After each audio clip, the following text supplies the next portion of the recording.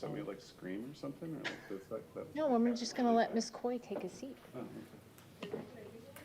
I mean, I could start banging. Good evening, everyone. I'm so glad to see you all tonight. Welcome to our Tuesday, May 19th, 2026 City of Oldsmar City Council meeting. We welcome you all here tonight. The first items on our agenda are our invocation and pledge of allegiance to the flag. Our invocation will be led by our city attorney, Mr. Tom Trask, and then our pledge of allegiance to the flag will be led by our under 10 Oldsmar Little League Bats. Come on up here, gentlemen.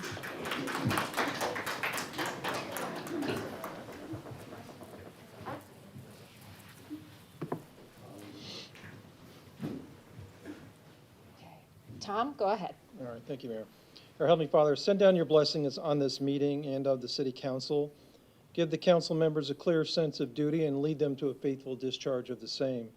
Direct them in their deliberations at this meeting so that all things may be done to the glory of thy name and the welfare of the people of the City of Oldsmar. This we pray. Amen. Amen. Gentlemen? To the flag of the United States of America and to the republic for which it stands, one nation, under God, indivisible, with liberty and justice for all. Thank you guys so much. Don't go too far, okay? The next item on our agenda is our open forum. Each speaker will be recognized once and limited to a 5-minute presentation on any subject that is not scheduled for a public hearing. We do have one public hearing tonight. That's item number 6. If you're here to speak about item 6, please save your comments for when that agenda item is called. Do I have anyone on this side of the room? Yes, sir, come on up. Chris Bohr, 505 Oakleaf Boulevard since 1973. Wow. How about that? Let's start with some comments from our Oldsmar Little League president, Mr. Damian Condrotis, who could not be here this evening, unfortunately, but he wanted to point out a couple things. There's an opportunity for us to brag a little bit, all right? So Oldsmar and Oldsmar Little League is growing, but we still have currently less than half the size of most of our surrounding leagues. Why is that important? I'm getting ready to tell you. I want to give you a big thanks to the city because it starts right in here, right? And then it happens out there. Thank you so much for the investments.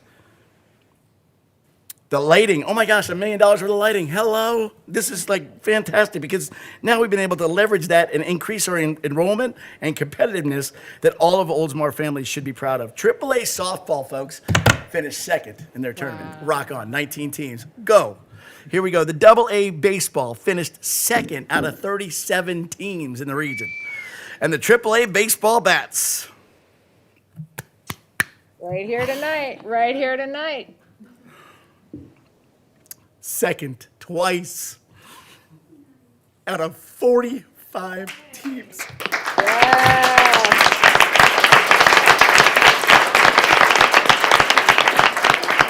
These guys put up a record of 20 wins and 3 losses. Unheard of for recreational Little League. Folks, that's travel ball numbers. That is where they import kids from all over the place. No, this is right here homegrown. 20 and 3. Those 2 losses were in championship games. 1 loss, regular season loss. Whoops, happens, guys.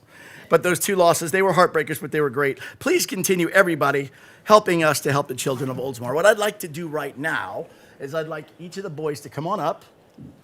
Come on, guys. Sure, you can start there. Hustle, hustle. I'm going to tell you their name. I'm going to tell you their nickname. And we'll say something pretty cool about each one of them. Go ahead. All right, this is Julian. Well, I shouldn't do that. You do it. Hello, my name is Julian. Your nickname? My nickname is Jiu-Jitsu. All right, and Julian had never played baseball before, had some absolute clutches. I believe he got a home run too, didn't you? Yep. Yep, how about that? Never played before, got himself a home run. Fit right in with the squad. Thank you, Julian. Good job, This guy Julian. right here. 3rd generation Bohr, by the way. I'm Christopher Bohr.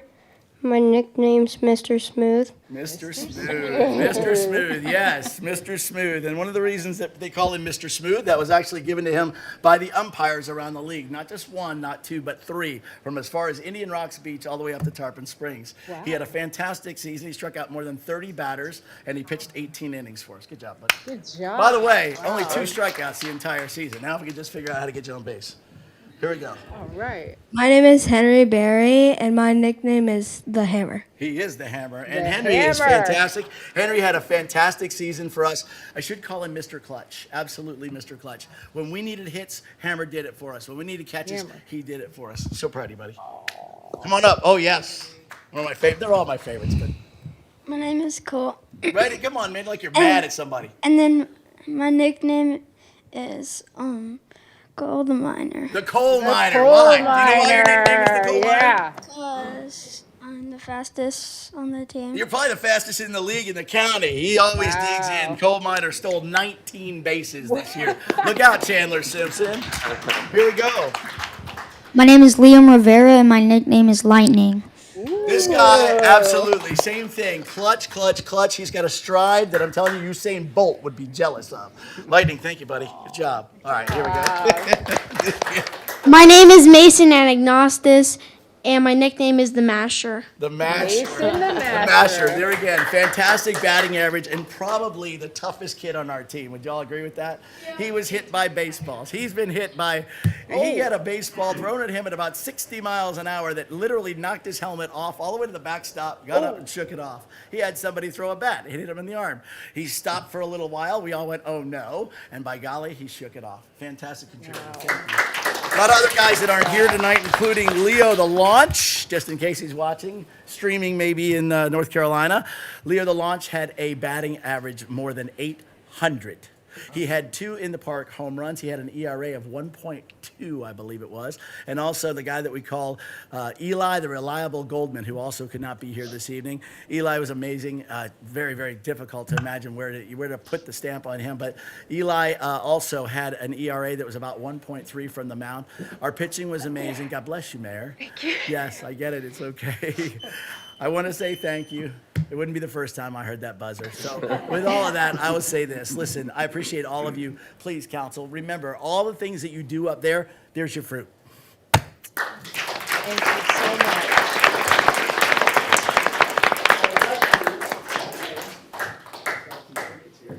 Thanks. Each one of the boys actually signed. Ooh, autograph. Oh, so now when you're famous, That's autographed. that is so cool. Now, is it true that the players all handed their moms a flower on Mother's Day? Is it also true that you guys got rings for your championship games?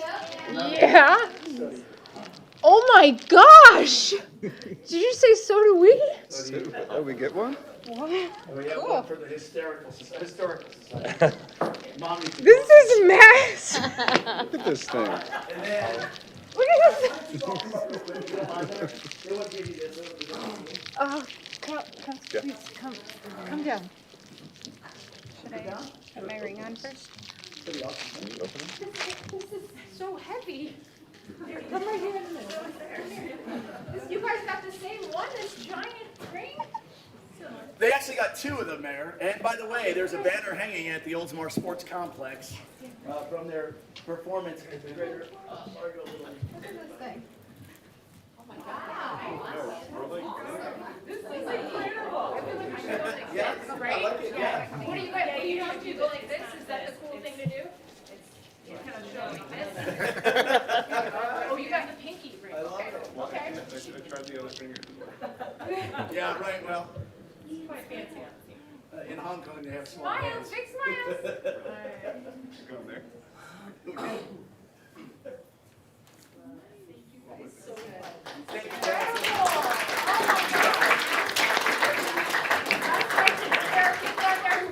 Oh, yeah, thank you for bringing that up. Yes, as a matter of fact, I do want to say, do not let, if you have anybody between the ages of 5 and 15 years old, or even 4 that might be aging in, one of the things that makes this so hard is that it's difficult to keep the kids all together for the simple fact that the calendar becomes our enemy, right? Some of them age out. They're 9, 10, and 11 years old. However, one of the things that I want everybody to know is I want the citizens of Oldsmar to understand that if you've never played before, there's a guy right there going out the door who never played before and actually contributed with a home run. Didn't even know how to hold a bat. We taught him. Also, I don't want there to be any financial barrier. So if there's a kid that wants to play, and for whatever reason, registration's tough, right? We get it. Believe me, we're not going to let if they don't have equipment, we got them. So please, come on out. feel welcome, feel free. And yeah, that's it. And thank you very much for entertaining us. Thank you so much. Great job, you guys. We're proud of you. Anybody else on this side of the room wish to address the council? Yes, ma'am.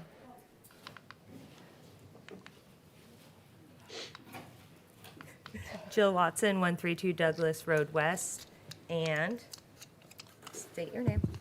My name is Cole. Hi, And I Cole. want to say that thank you for having so much nice fields for my team to play on every day, year after year. So we have been playing Oldsmar sports since Cole was 4. T-ball, all the way now through AAA, soccer. I got a BMXer.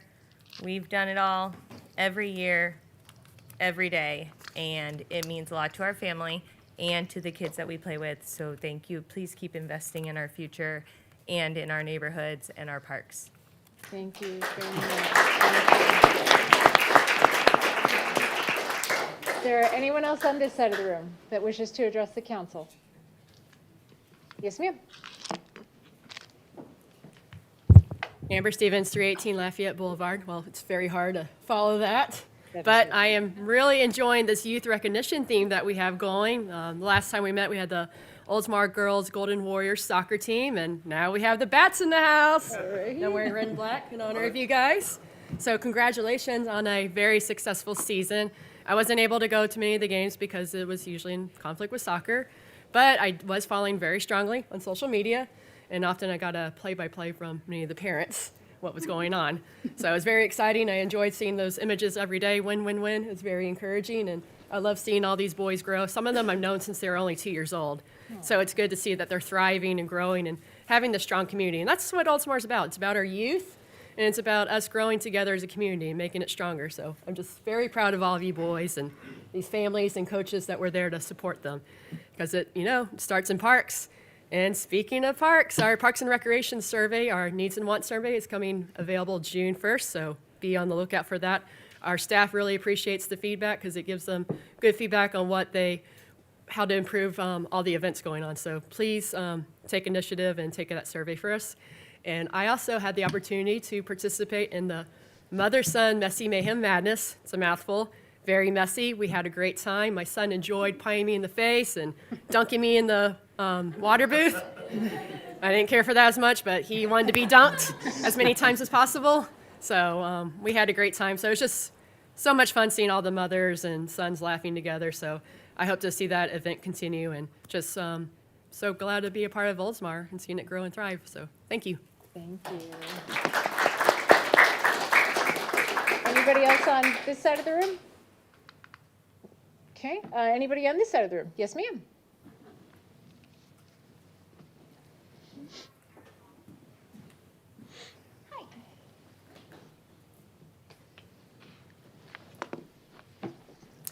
Good evening. Good evening.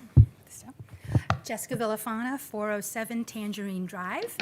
As you can see, I am no athlete, but I am volunteering at the Heroes Run on Saturday. So I'm really looking forward to that, being part of the community. And it just goes to show you don't have to be an athlete to support your community. So I'll just be out there passing water, and I hope to see many, many, many, many of us around town. I think it's going to be a really exciting event. And I think the other thing I wanted to mention, I saw on the agenda, and I'm not going to talk too much about it, I saw on the agenda the infrastructure stormwater master, and I'm really happy to see that on the agenda. That is something that is near and dear to my heart. I guess I'm kind of a geek. These are things that I think about, and as I've been around town canvassing, it is something that a lot of our Oldsmar residents are very concerned about. So awesome that it's on the agenda. Very proud of that. Thank you. Thank you so much. All right. Anybody else on this side of the room? I see some people I know. Hello there, I'm Sharon Edwards, the founder of Life is a Donation, and I'm not sure of my nickname, but I'm sure you all have a couple of them for me. I'm very excited to partner up with the Upper Tampa Bay Chamber of Commerce, the City of Oldsmar, for the 11th year doing our food and toiletry drive for benefiting Oldsmar Cares. We will have close to 45 collection tubs throughout the city of Oldsmar and the Upper Tampa Bay Chamber of Commerce footprint. There'll be collection boxes along with flyers explaining all of the items that we are looking for. We'll also have, this will go on for a month. We have 2 tubs that will be in front of Walmart as well in the entrances. And then we'll actually do the delivery on Saturday, June 27th. The Saturday before is our annual tailgate party at Walmart, at the Super Walmart right here on Tampa Road. There'll be food trucks, music, all kinds of fun. I'm so excited because every year I see the mayor and the vice mayor and all the city council people, and I'm going to put you to work as well and work the front doors. And we're just excited to get the whole community together, the businesses, the citizens, and it's all about lending a hand up to our friends.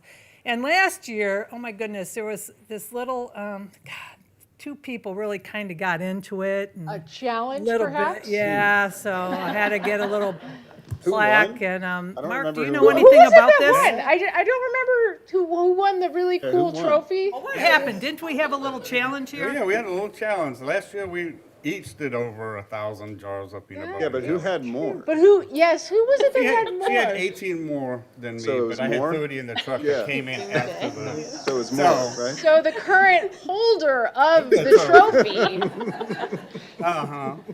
would be the city. Yes. Are you coming this year? I'm coming for Are you it coming this year? Yep, I'm coming for it this And year. the winner will be awarded, which I need to get that back, by the way. I'm just saying, no, not yet. Oh, yeah, I get to get it back today. I'm just saying, the council and our charter officials, Oh, Okay. oh yeah, oh, yeah, We're ready to we're go. here. We're Oh. here. Yeah. Oh yeah. starting early. Starting early. Yeah, you Okay. said today was the first day. Uh-huh. Oh, yeah, okay. Oh, God, she did stop. Okay, so officially, I'm going to take that, I am the, throwing the gauntlet okay. figuratively down. So this is a challenge. This is officially the challenge between the city of Oldsmar and the Upper Tampa Bay Chamber of Commerce. Whoever can collect the most plastic jars. Yes, And you very have critical. until Friday. You have until 25th. June 25th at 4 p.m. Either drop off your peanut butter and jelly to the city or downstairs to the chamber. No, only to the city. Yeah, To only the city or to the chamber office right downstairs, either one. Definitely go to the city, because, you know.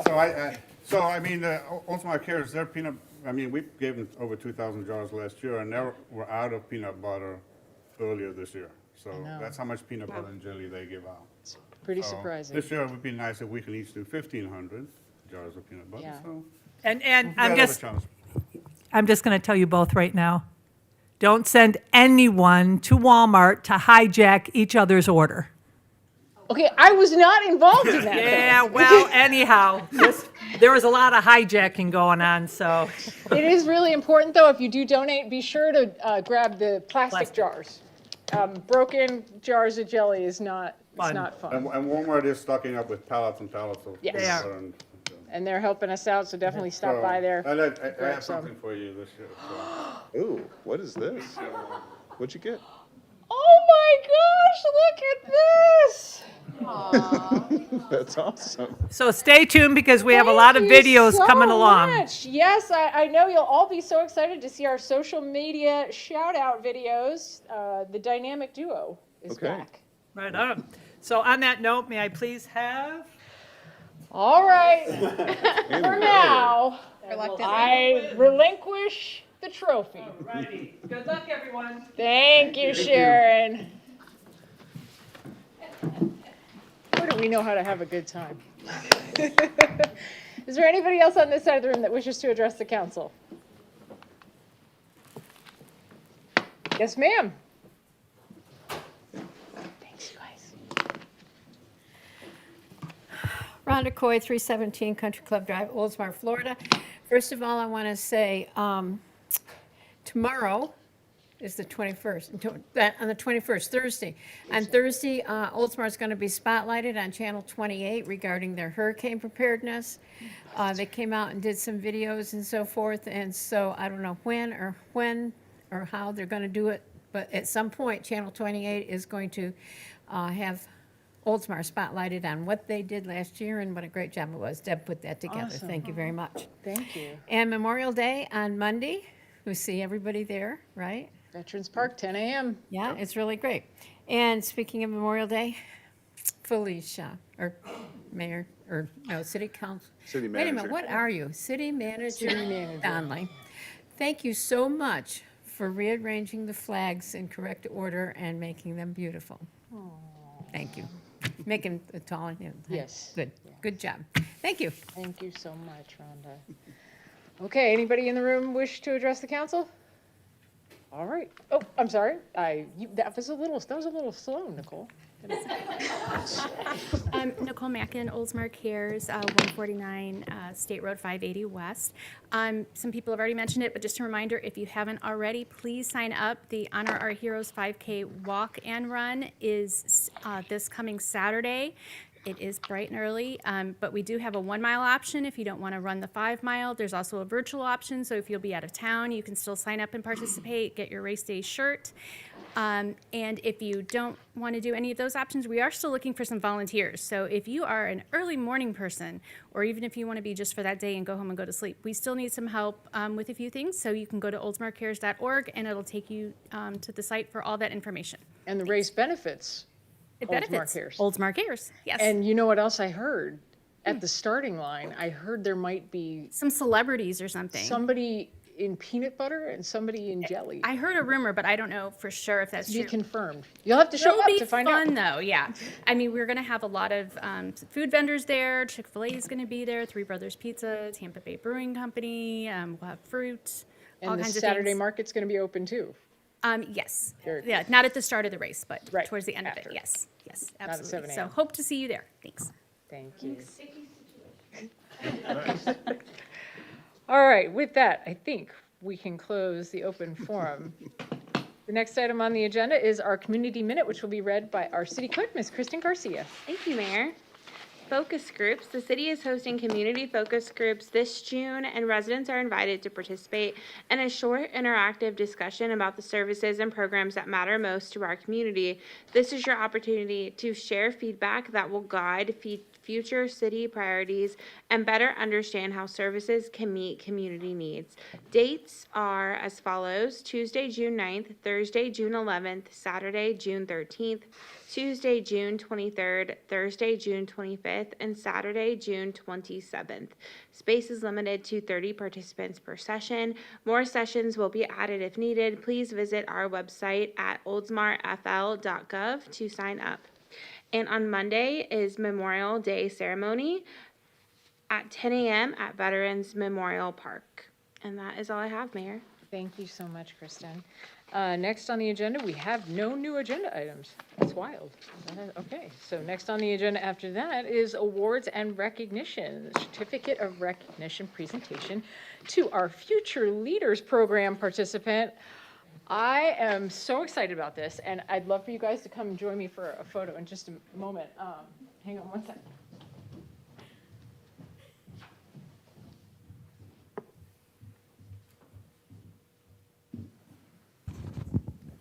Okay, so at the end of the last meeting, our city clerk, Kristen Garcia, let us know that we had an official graduate, I guess we could say graduate participant who had completed the Future Leaders Program, and we all jumped for joy and clapped and said, we have to get her here. So I would like to introduce you all to Ms. Riley Hill. Please come down.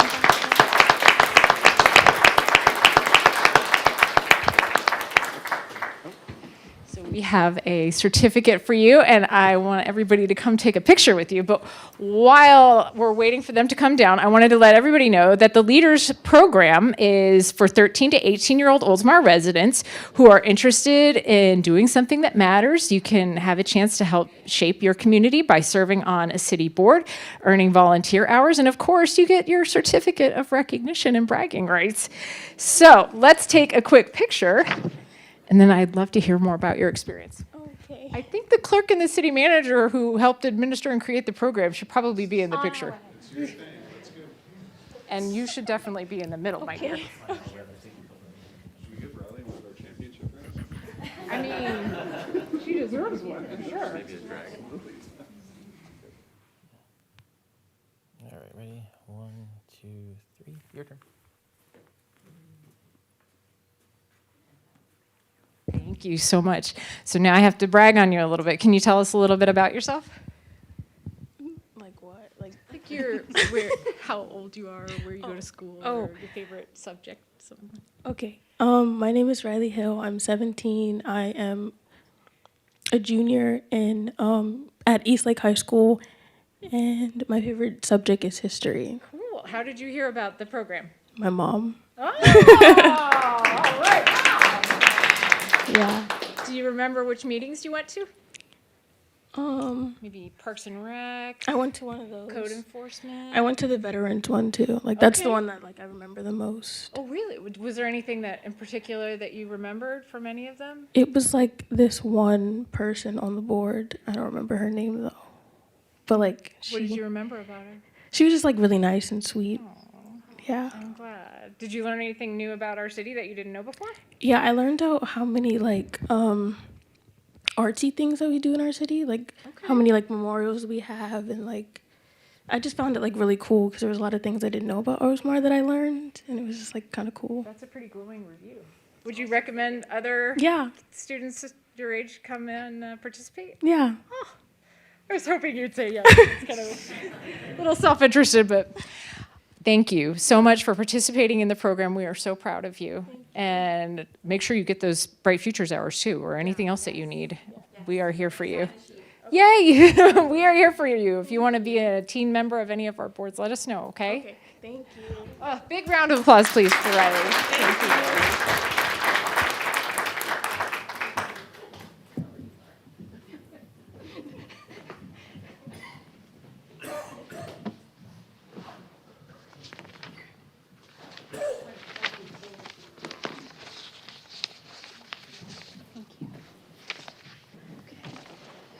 Thank you so much. All right, the next item on our agenda is our consent docket, which will be read by our city clerk, Ms. Kristen Garcia. Thank you, Mayor. Item 2, consider approval of the minutes of the May 5th, 2026 council meeting. Item 3, consider approving payment to legal counsel for April 2026 legal services. Item 4, consider appointment of Amber Stevens as a regular member of the planning board to fill an unexpired term expiring on July 18th, 2026. And that's a reading of the consent docket. Thank you so much. Does anybody wish to pull anything? No. Okay, the chair will entertain a motion to approve. So moved. Second. I have a motion and a second. Is there any discussion on this item? Sensing none, all those in favor signify by saying aye. Aye. Any opposed? Motion passes. Next on our agenda, we have item number 5, the presentation and proclamation for EMS Week, which will be handled by Vice Mayor Steve Graber. We can give him a round of applause, folks. We're on a roll here.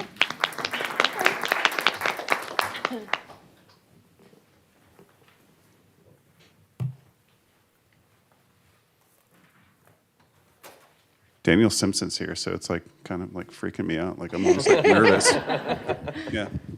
Good to see you too, dude. Yep. Emergency Medical Services Week. Whereas emergency medical services are a vital public service, and whereas the members of emergency medical services teams are ready to provide life-saving care to those in need 24 hours a day, 7 days a week. And whereas access to quality emergency care dramatically improves the survival and recovery rate of those who experience sudden illness or injury. And whereas emergency medical services fill healthcare gaps by providing important out-of-hospital care, including preventative medicine, follow-up care, and access to telemedicine. And whereas the emergency medical services system consists of first responders, emergency medical technicians, paramedics, emergency medical dispatchers, firefighters, police officers, educators, administrators, pre-hospital nurses, emergency physicians, trained members of the public, and other out-of-hospital medical care providers. And whereas the members of emergency medical services teams, whether career or volunteer, engage in thousands of hours of specialized training and continuing education to enhance their life-saving skills. And whereas it is appropriate to recognize the value and the accomplishments of emergency medical services providers by designating Emergency Medical Services Week. Now, therefore, I, Vice Mayor Steve Graber, on behalf of the Oldsmar City Council, do hereby proclaim the week of May 17th to May 23rd, 2026 as Emergency Medical Services Week. This year is the 52nd anniversary of the first EMS Week, and the theme is Improving Outcomes Together. I encourage the community to observe this week with appropriate programs, ceremonies, and activities in honor of the EMS profession and the essential service it provides. Schwab. Well done. Chief, coming up. Thank you. You take a picture? You get a picture first. Okay. They're all getting a picture.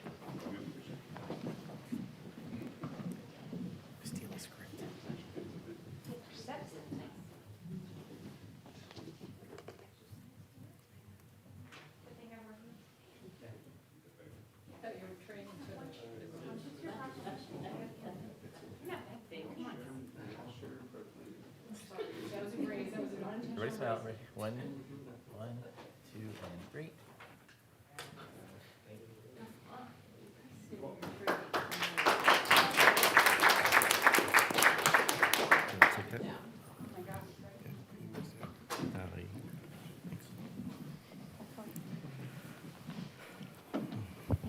Hi, All Chief. right. Well, thank you. All right, so again, thank you for the proclamation and give me a few minutes to discuss EMS Week and share a little bit about our department. So National EMS Week was established in 1974 when President Gerald Ford signed the first proclamation to honor the heroic community of emergency medical services. It was created to highlight the important role EMS plays in the healthcare system and to recognize the EMS professionals across the country that serve on the front line of emergency care. And then, as you heard, this year's theme is Improving Outcomes Together, and it reflects the shared commitment demonstrated every day by fire rescue agencies, Sunstar paramedics, dispatch professionals, and hospital staff across the county who work together to provide high-quality patient care throughout our community.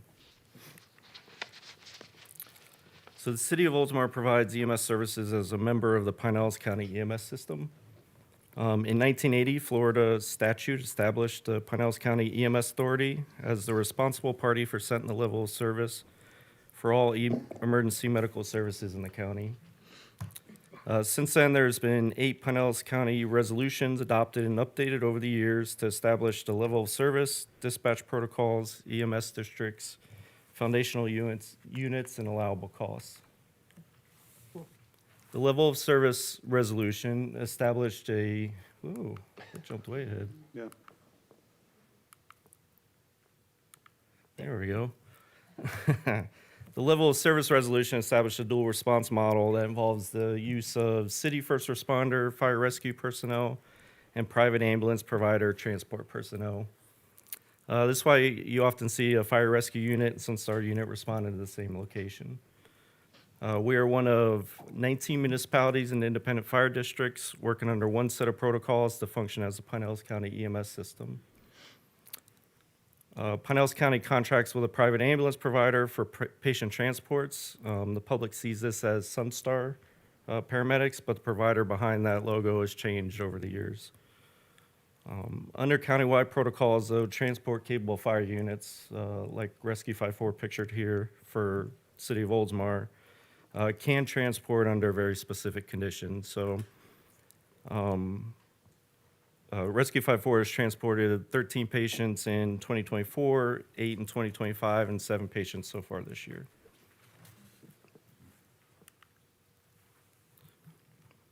Pinellas County contracts with the city to provide the established level of EMS services for our community. We receive EMS funding from Pinellas County based on the ALS First Responder Agreement.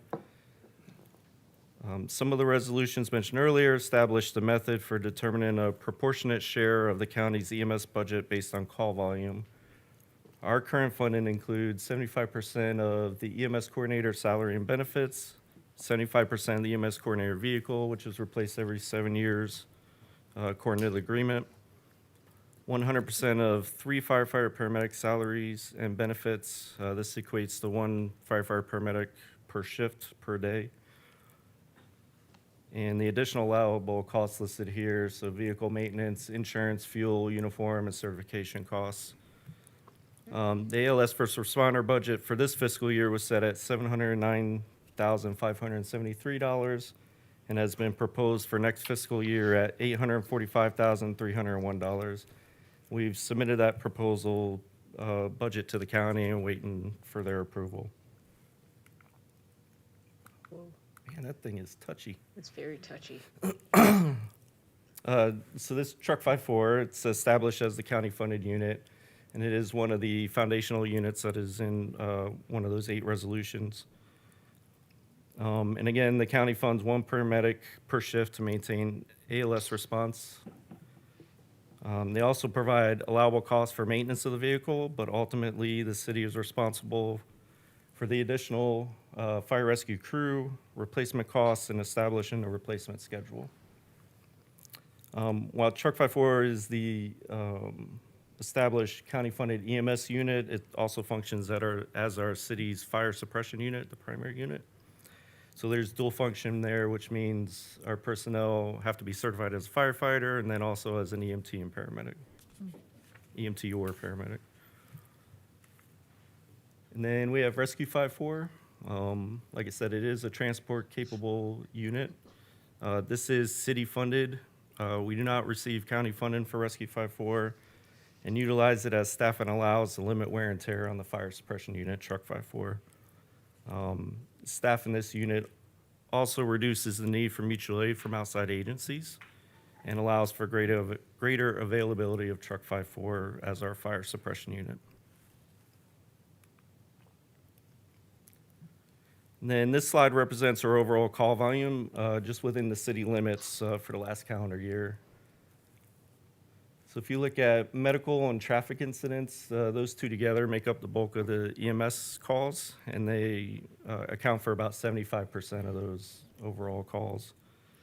On average, Oldsmar units arrive on scene of incidents within the city limits in 5 minutes and 4 seconds. When mutual aid responses are included, that time reaches an average of 6 minutes and 53 seconds. So that's other units coming in the city. Obviously, they're coming from farther away, so that increases that time.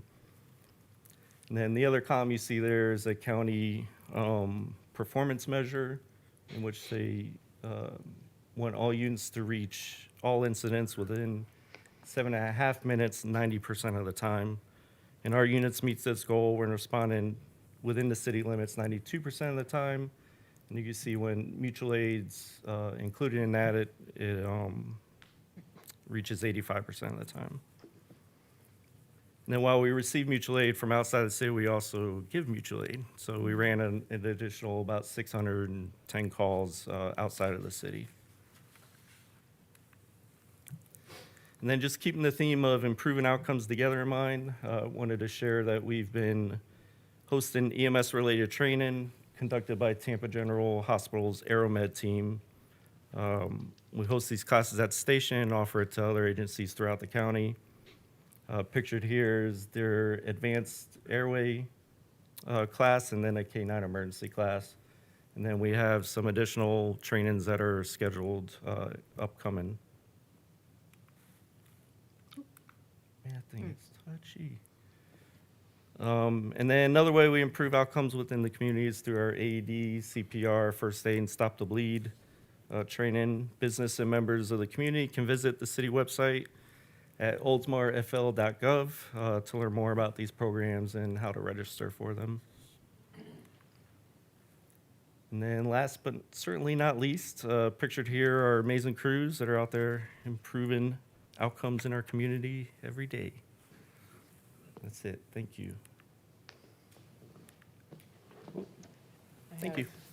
One little brag on you guys. I happened to be at Gull Air this past weekend, just to stop by and say hello. And there was an older gentleman who came up to me and he said, you know, I really like you to let the fire rescue guys know something. And I was like, is it good or bad? And he said he had been a volunteer firefighter for a number of years. And he said, I stopped by just to say hello. I think he was just, curious. Yeah. He said, they showed me all of their equipment and stuff. They gave me a tour and they were so kind, which is so different. Most places, they don't even talk to you and they don't let you in. They don't let you see anything. And I just thought that was really good. So if you could pass that on, Yeah, I'd good really to hear. appreciate Yeah, it. we have people stop by the station. Actually, we had one today, a young boy who, it was his birthday. He wanted to see the fire truck. So, yeah, we gave him a station tour and showed him around. So, yeah. And the Girl Scouts were entirely freaked out by the suspended bag of blood and the pretend wound that was hanging up on Wednesday night in the sink. That was perfect. Yeah, so we are giving those classes to the city right now, and the Stop the Bleed, that's part of those props. I have to remember that that's Maddie was hanging like, up in there. "Oh, what is that?" And the big, giant dummy on the counter was equally freaky. But once we explained it, they were like, wow, that's cool. They got It's it. not real blood, by the way. No, totally not. Totally not. All right, thank you. Thank you so much. Okay, our next item on the agenda is our city attorney, Mr. Tom Trask. Thank you, Mayor. Item number 6 is a public hearing and first reading of ordinance 2026-07. This is a quasi-judicial proceeding. I'm going to go ahead and, first of all, tell you what the quasi-judicial procedures are. At this quasi-judicial proceeding where the city council members acts in a quasi-judicial rather than a legislative capacity, at this hearing it is not the city council's function to make law, but rather to apply law that has already been established. In this hearing, the city council is required by law to make findings of fact based upon the evidence presented at the hearing and apply those findings of fact to previously established criteria contained in the Code of Ordinances in order to make a legal decision regarding the application before it. The city council may only consider evidence at this hearing that the law considers competent, substantial, and relevant to the issues. If the competent, substantial, and relevant evidence at the hearing demonstrates that the applicant has met the criteria established in the Code of Ordinances, then the city council is required by law to find in favor of the applicant. By the same token, if the competent, substantial, and relevant evidence at the hearing demonstrates that the applicant has failed to meet the criteria established in the Code of Ordinances, then the city council is required by law to find against the applicant.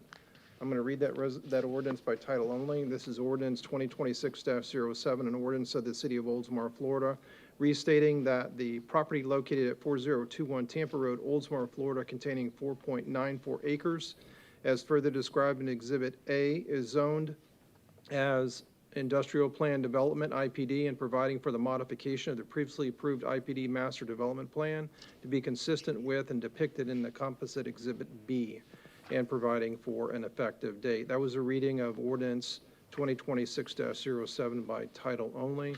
I'd like to at this time swear in any witnesses. If there's anyone that's going to speak on this agenda item, if you could stand up, raise your right hand, and be sworn under oath. You swear the testimony you're about to give is going to be the truth, the whole truth, and nothing but the truth? Yes. Okay. Tatiana, did you have a presentation that you were going to make? Same one as last time? It's the same as last time, yes, so I can answer any questions or I can run the same presentation. Okay, so the question is to the council, do you need to see the presentation again, or can you receive into evidence the memorandum that is attached in the agenda packet along with the attachments to it into evidence, and then treat that as the evidence that you've heard? I'd like everybody to affirmatively respond or negatively respond to the city attorney's question. Yep, so I'm okay with the memorandum and the information presented last council meeting. Okay. I don't need to see the presentation again. I'm Okay. comfortable moving forward. I also do not need to see the presentation again from last meeting. Thank you very much, Tatiana. We can accept that. Okay, all right, sounds good. Is there anyone else in the audience that wants to speak on this agenda item, the first reading of ordinance 2026-07? Okay, there being no one else in the audience, you can receive that evidence and then you can act upon the ordinance by way of a motion to approve. And if it passes, it'll come back to you for a second reading. Thank you so much. The chair will entertain a motion to approve. So moved. Second? I have a motion and a second. May I have excuse me, is there any discussion on this item? No. Okay, seeing none, may I have a roll call vote, please? Yes, Mayor. Vice Mayor Graber, Yes. Councilmember Tadaszewski, Yes. Councilmember Swager, Yes. Mayor Gannon. Yes. Ordinance 2026-07 passes on a first reading with 4 votes for and 0 against. All right, thank you. Next item is agenda item number 7. It's to consider adopting resolution 2026-10, revising the charitable donation policy. I'll read that resolution by title only. This is resolution 2026-10, a resolution of the City of Oldsmar, Florida, establishing a comprehensive policy governing charitable donations made by the City of Oldsmar, repealing resolution 2024-11 and providing for an effective date hereof. Kristen, did you want to make that presentation? Yes, I can read the item. Okay. Resolution 2024-11 established a comprehensive policy governing charitable donations. This policy applies to all groups, organizations, and individuals requesting public funds. Donations exceeding $100 may only be awarded to charitable donation organizations with a 501(c) status. That is not changed. Approved recipients are required to enter into a donation agreement with the city and submit an annual funding report. That is also not changed. The resolution includes the following changes to the policy. Incorporates the requirements of Senate Bill 1134, requiring recipients to certify that public funds will not be used to support or advance diversity, equity, and inclusion policies, and removes the application requirement. Staff recommends approval. Thank you, Kristen. The chair will entertain a motion to approve. So moved. Second? I have a motion and a second. Is there any discussion on this? Okay. Sensing none, all those in favor signify by saying aye. Aye. Any opposed? Motion passes. All right, thank you. The next item is item number 8 on the agenda. Consider adoption of resolution 2026-11, establishing an auditor selection committee in compliance with Florida statute section 218.391. I'm going to go ahead and read that resolution by title only. This is resolution 2026-11, a resolution of the City Council of the City of Oldsmar, Florida, creating an auditor selection committee pursuant to section 218.391 Florida statutes, providing for the auditor selection committee's scope of duties, providing for auditor selection procedures, providing for conflicts, providing for severability, and providing for an effective date hereof. That was a reading of resolution 2026-11 by title only. As you remember, on May 5th, the City Council approved a request to authorize me to prepare this resolution establishing this committee in compliance with the statute I just read. The attached resolution does establish this committee, and it's required for the city to solicit for and contract with a new auditing firm.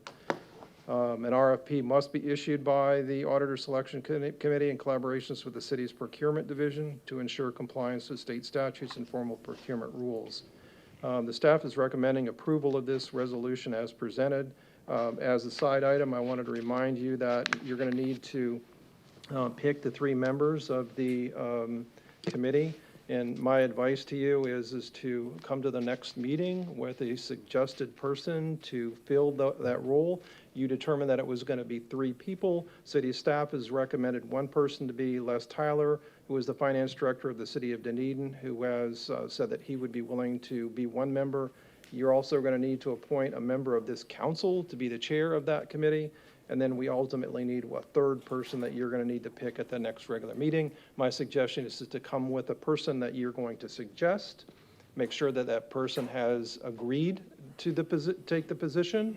And then at the next meeting, if there's more than 1 person that is submitted, that we would have you vote by ballot vote. And so you would pick that 3rd person then, in addition to confirming the other 2 that I just mentioned. So with that in mind, the resolution is here for your consideration. Thank you so much, Tom. Okay. The chair will entertain a motion to approve. So moved. Second. I have a motion and a second. Is there any discussion on this item? I had one question, Mayor. Certainly. The member that we appoint, do they need to be a City of Oldsmar resident, or they can? They do not need to be a City of Oldsmar resident. Okay. Right. I just want to make sure. Okay. Thank you. Good question. Any other questions or discussion? Okay, sensing none, all those in favor signify by saying aye. Aye. Any opposed? Motion passes. Thank you. Okay, everybody do your homework. Okay, before the next item, the chair would request a motion to suspend the rules to take item 16 out of order. So moved? Second. I have a motion and a second. Is there any discussion? Go for it. All those in favor signify by saying aye. Aye. Any opposed? Motion passes. Let's do item 16, because we still have the resident hanging out there in the back. I know that guy. We're going to do the golf cart thing now. Okay.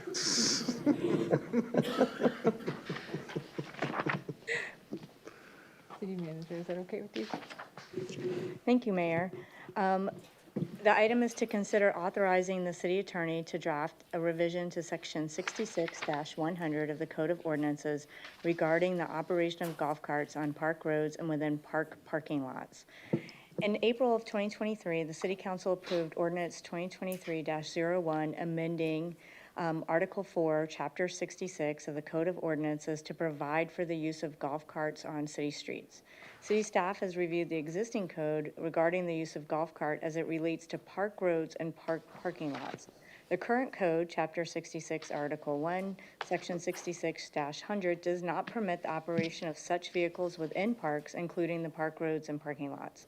The proposed revision to the existing code will permit the operation of golf carts on will permit the operation of golf carts on park roads and within park parking lots, while still prohibiting their operation on sidewalks, multi-use trails, and other park areas, including the grass. If approved, the city attorney will draft a revision to the ordinance to amend the City of Oldsmar Code of Ordinances. Staff recommends approval. Okay. The chair will entertain a motion to approve. So moved. Go ahead. So moved. Second. I have a motion and a second. Do we have any discussion on this item? I think it's a good idea. Yeah? I think it's a good idea, yeah. Okay with it? Yeah, I just, I know the trail's one thing. So that was the one question that I had, was can we allow them on the trail? But it's not, I just got from the city manager, so I know that the answer is no. But I think it's a better idea to say, yes, it's okay, even though we know that if, none of us have ever seen a golf cart at Orioles Park, I guess is, what I'm trying to say. Yes, we have. Of course. Looking at you, Councilmember Swager. Yeah. You can go So- in the parking lot? I have been, so Yeah. it's good to know it's legal now. Okay. Yeah. Not yet. So true. Well, yes, we have to codify it, but no, I Okay. think this is a very good idea. Just a moment, go ahead. I would like to specify the reason for the trails comes from the funding sources. So most of the trails are funded by specific either state grants through the Recreational Trails Program, which prohibits the use of motorized vehicles. So that includes the golf carts. Okay. So can we like Fred Flintstone, the golf carts? And then we can do it? Just saying. Councilmember Swager, did you have a comment? Nothing at all? So I think this is a good idea. We are trying to encourage people to use their golf carts, and I think that the people who already disobey the rules aren't going to be aware of this one way or the other. I do hope that the sheriff's office will continue to enforce, as they always have, the prohibitions against driving on the trails, on playgrounds, the beach, sand, the grass, where you're not supposed to be. You're supposed to be like a car. Think like a car. If you have a golf cart, you got to think like a car. So I am in favor of this as well. Tom, did you want to say anything? He's good. He's like, I'm not going to mess it up now. No, it's going well. Okay. Okay, with that, all those in favor signified by saying aye. Aye. Any opposed? Motion passes. Thank you so much for that. And Chair will entertain a motion to return to the rules in item 9. So moved. Second. I have a motion and a second. Is there any discussion? Sensing none, all those in favor signify by saying aye. Aye. Any opposed? Motion passes. May I ask you to continue with item 9? Yes, Mayor. Item number 9 is to consider accepting the presentation of findings and recommendations from the classification and compensation study conducted by Evergreen Solutions, LLC, and authorize city staff to work with Evergreen on implementing the outcomes of the study. In December 2025, the city contracted with an external consulting firm, Evergreen Solutions, LLC, to conduct a comprehensive classification and compensation study. The previous study was completed 3 years ago. These studies are conducted periodically to support the city's goals of maintaining internal alignment and external competitive compensation, ensuring that position classifications accurately reflect assigned duties and responsibilities, and confirming that Oldsmar remains competitive within its peer markets. Mark Holcomb, project manager from Evergreen, is here today to present an overview of the process, their findings, and recommendations. Mark? Well, thank you all very much for having me this evening. As was mentioned, I am just going to give an overview of the study process. I'll keep it at a relatively high level, but I'm more than happy to go into more detail if anybody has any questions or would like to hear anything more. Today, I will start with talking a little bit about the study goals and project phases, which kind of details what did we do during the course of the study, what were we tasked with at the beginning of the study. We will cover the feedback we got from the employee meetings. We did come in person, and I met with employees here a few months ago to hear from them about their opinions, their thoughts, their concerns, the areas they wanted us to be able to focus on. Then we'll cover our current system findings, which cover how have you all been administering compensation and classification over the past few years, and what state are you in right now, as well as the market findings to show how you compare to the external market. Then we'll cover the recommendations and next steps to talk about what are our proposals for the city going forward. So with the study goals, there are 2 main goals that we have that do feed into those recommendations. The first is to look at the compensation and classification systems to ensure internal alignment. And that internal alignment is about making sure employees who are operating under similar conditions are treated the same way. So if you have a similar level of complexity of management, similar processes that you oversee, we would want to make sure that your compensation and your classification title and description are equalized and would sort of show that you're being treated the same way there, that you're aligned appropriately. Alternatively, if you have more complexity or more leadership, more management responsibility, we would want to ensure that your alignment reflects that you actually receive the credit, the title, and the compensation that would go along with that. So that alignment is important to make sure that everybody does stack up internally the way that we would expect. The second bullet, though, is about surveying the external market and ensuring that you are competitive with your peer organizations. Looking at the peer market, understanding the competitive area that you all are in with a number of other cities, counties, other organizations, not even to mention the private sector. There's obviously a lot of competition for talent. So ensuring that you all are maintaining that position that you want to have versus that competitive market is a critical piece of the study. So all of our recommendations that we've made do factor both of those items. So it's not just aligning with the external market, it's not just looking at the internal system, but it's designed to basically maximize both of those factors with our recommendations. So the project phases that we've gone through to get to this point today, phase 1 is about outreach to employees and to the city. So collecting information from your HR team, the current job descriptions, compensation information, organizational charts, all the things that we need to understand. How have y'all operated since the last study? How does compensation and classification look today? But it also included that outreach to employees, as I mentioned. So we did come on site, we met with employees. We'll cover, I think, on the next slide, some of the feedback that they shared. But we did, we like to hear from employees perceptional items from them. So they get to give their opinions and tell us what do they think is working well, and where are some areas they'd like us to take a look and come back with a recommendation. Doesn't necessarily guarantee that whatever they ask for is what we'll find with the data, but we do like to hear that to make sure if there is something on their minds, we're able to address that directly with a recommendation. Phase 2 is the internal analysis. Then, as I mentioned, we do look at the data that we collect in that phase 1. One of those items in the internal analysis is a job survey. So we did review information provided directly from employees, talking about their jobs, talking about their duties, their responsibilities, how have their jobs shifted and changed, where do they line up with their current job description, where are there differences. So were there areas that as jobs naturally evolve over time, which is why you do a periodic review and assessment, we were able to look at where they identified areas maybe out of alignment with what the system would indicate right now. We also do something called an assessment of current conditions that allows us to look at things like compression between employees and supervisors, looking at different employees in the same pay grade or the same classification to see are they advancing as you might expect based on factors like time and position and other items like that. Number 3 then, or phase 3, is the external analysis. So that external analysis does make the comparisons directly to your peer organizations. It does help us to understand, where are you competitive versus your market and where are some areas that you might fall behind. Most organizations, it is not one number that sort of describes the entire city. We do understand that the market does move at different speeds for different jobs. So we do, with that targeted look, we look at a number of different positions, which we'll cover at the end of the presentation today, to try to determine what is your overall competitive standing versus the market.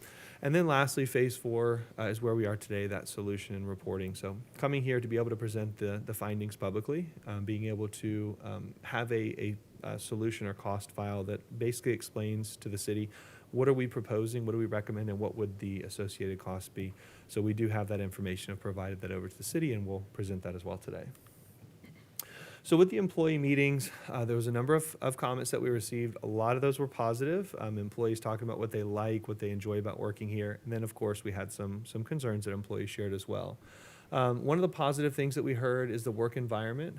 So employees taking pride in being able to work in an area with coworkers they enjoy. Some people did mention their supervisor directly, so that they have a good environment. They enjoy coming to work. They like the people that they work with. Leadership support, even up talking about through department heads and city leadership, people did talk about feeling like they're at a city where they are supported. They do have that good guidance and leadership there. The variety of work is another one, particularly for cities of your size. Employees understand they're not going to be sort of pigeonholed into doing one thing and doing one thing all day long every single day. So employees did mention they enjoy the ability to work on a number of different things, a phrase that we often hear at these and did hear at this outreach as well. Is employees talking about wearing different hats. So they get to put on one hat and kind of operate in one context today, and they might do something different tomorrow. And then lastly is the benefits and flexibility. So being able to understand that working is important, a job is important, but really they're working in order to provide and have those benefits for themselves, for their families, and that flexibility as well to be able to have a family and a life outside of work. That was something else that employees mentioned, appreciating about working for the city. With some of the concerns, unsurprisingly, with a compensation study, the first thing on their mind is compensation. And so, again, I will note this is perceptional. We'll talk in a moment about the actual findings, but employees did say we want to make sure we're competitive. And some employees shared they didn't feel they were. Some employees had some specific concerns or just generally saying, hey, it's expensive now, and we want to make sure that we've kept up. Again, that is a common thing that we hear. Pay progression and internal alignment. There were some employees who talked about specific incidents where they said, hey, I think I've been here longer and I think I should be making more based on my time. Or other employees said, hey, based on my job duties, I feel like I should be at a higher positioning than I am. So again, those were definitely things that they were more limited in nature, but there were a few specific examples of people who did come up and did talk to me about that and share some of those concerns. Classification alignment. So when we say classification, primarily we're referring to job titles and classification descriptions. So employees did talk about that as well, feeling like that maybe the classification descriptions didn't describe everything that they do. We did mention to employees part of the process and part of the reason we were brought in is to bring those descriptions to alignment by providing that information to the city to understand here's where things have changed and here's where things are a little bit different. Again, that is a natural part of the process, but that was something that employees did share. And then lastly, employees did share just recruitment, feeling like being able to compete in a competitive environment, bring people in, recruit the top talent that they would like to see working alongside them, and making sure that they're keeping the employees around them that they do value. Just in that competitive environment, there were some concerns of that nature. With the internal findings, so a couple things that we want to highlight for you all. One of the things that we did note is most employee salaries are below the pay grade midpoint, so about 76% of employees are compensated below the midpoint. Now, when we look at that number, it is a big number there. Typically, we'd see somewhere close to about 60% below midpoint, 60 to 40. But when we look at that as compared to the tenure at the organization, we do typically expect if you've got less tenure, typically, not in every case, but you might be expect to be under the midpoint of your pay grade. So your average tenure is about 8 years. The 76% is in line with that. It wasn't that we saw a major concern where you have people who've been here for 20 or 30 years and they're under the midpoint. But we do like to point that out. We did make sure and make a point again to talk to HR about that, because the more employees you have below the midpoint or closer to the minimum of their range, really the more important that market competitiveness is. Because if an employee's at the minimum of their range and they're making less than the market, they can go to another city and immediately make more. If an employee's above midpoint, if they go somewhere else, they might have to start lower in the range. So even though your range is lower, that competitive pressure may not be felt quite as much. So just sort of put a point on that competitive picture we'll talk about in a moment, is the number of employees below that midpoint. We did see a good spacing between employees and supervisors in general. So most employees do have plenty of space between themselves and their supervisor. Again, there's no one single number you like to see in terms of spacing between employees and supervisors, but you do like to see some space to reflect the differences in complexity and leadership that are typically going to be there. So we did find you all to be in a good position for that. Your range spreads and midpoint progressions, the overall setup and structure of the plan, we're very comfortable with. Again, obviously, y'all have just gone through this a couple years ago, so we didn't see any major needs for changes or deviations there. And then that last bullet is just a little bit more context in those employees under midpoint. I'm talking about the employees who are actually closest to the minimum in that first quartile of the pay range. If you divide that range up into 4 quartiles, that first one being closest to the minimum, you've got about 42% of your employees there. So again, it was in line with the tenure that employees had. Those are mostly new hires and new employees, but it is something that bears pointing out to y'all as we talk about that competitive positioning you have. So this is an exhibit that kind of showcases that. If you'll note up there, that orange color, those are the employees who are in that first quartile. So that the prevalence of the orange, particularly on the left-hand side, showing the lower pay ranges in the pay structure. That does just show, again, the degree to which you have those employees coming in at the minimum. That is relatively, again, normal. We would expect typically those employees earlier in their career and in those classifications on the lower pay grades, they typically do start closer to the minimum. But did just want to be able to show you sort of graphically what we talked about in writing on that previous slide. So with the market survey, getting into that external analysis, over on the right-hand side, you'll see a listing of the organizations that we compared to in the market. Again, y'all have a very dynamic market. There's a lot of different organizations we can look at, but we did try to make sure we factored in a few different things, is some organizations that y'all are competing directly with, so competitor organizations. These came up in conversations with HR, but also in conversations with employees of, where have you lost people? Where have people actually gone to?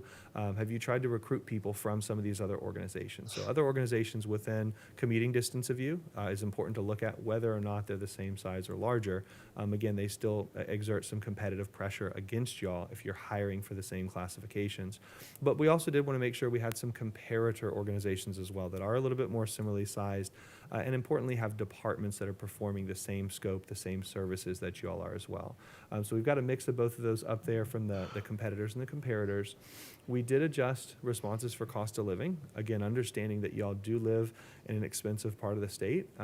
Maybe second just to Miami, I'd say this is one of the more expensive parts in the state.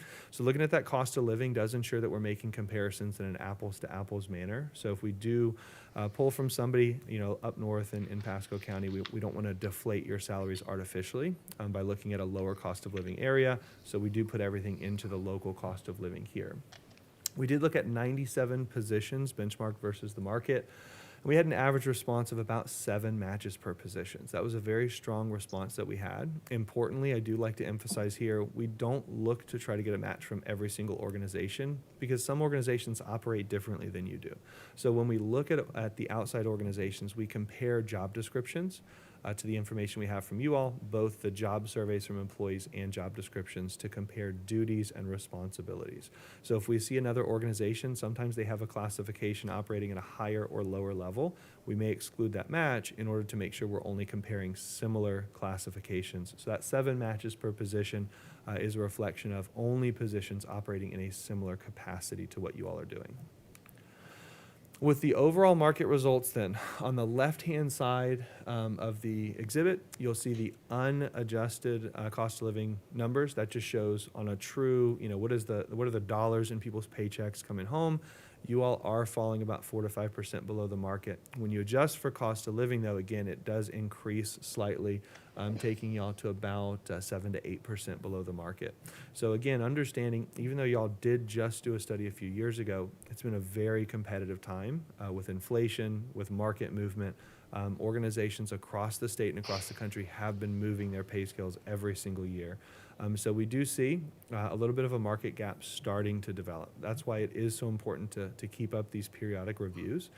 If you do go 5 to 10 years between that, your gaps can grow even larger without understanding where you are. So we thought it was a very important thing to note. Again, y'all have done an okay job of keeping up, but seeing that market move a little bit faster, this is the time to catch up and to make sure that you don't fall any further behind versus that competitive market.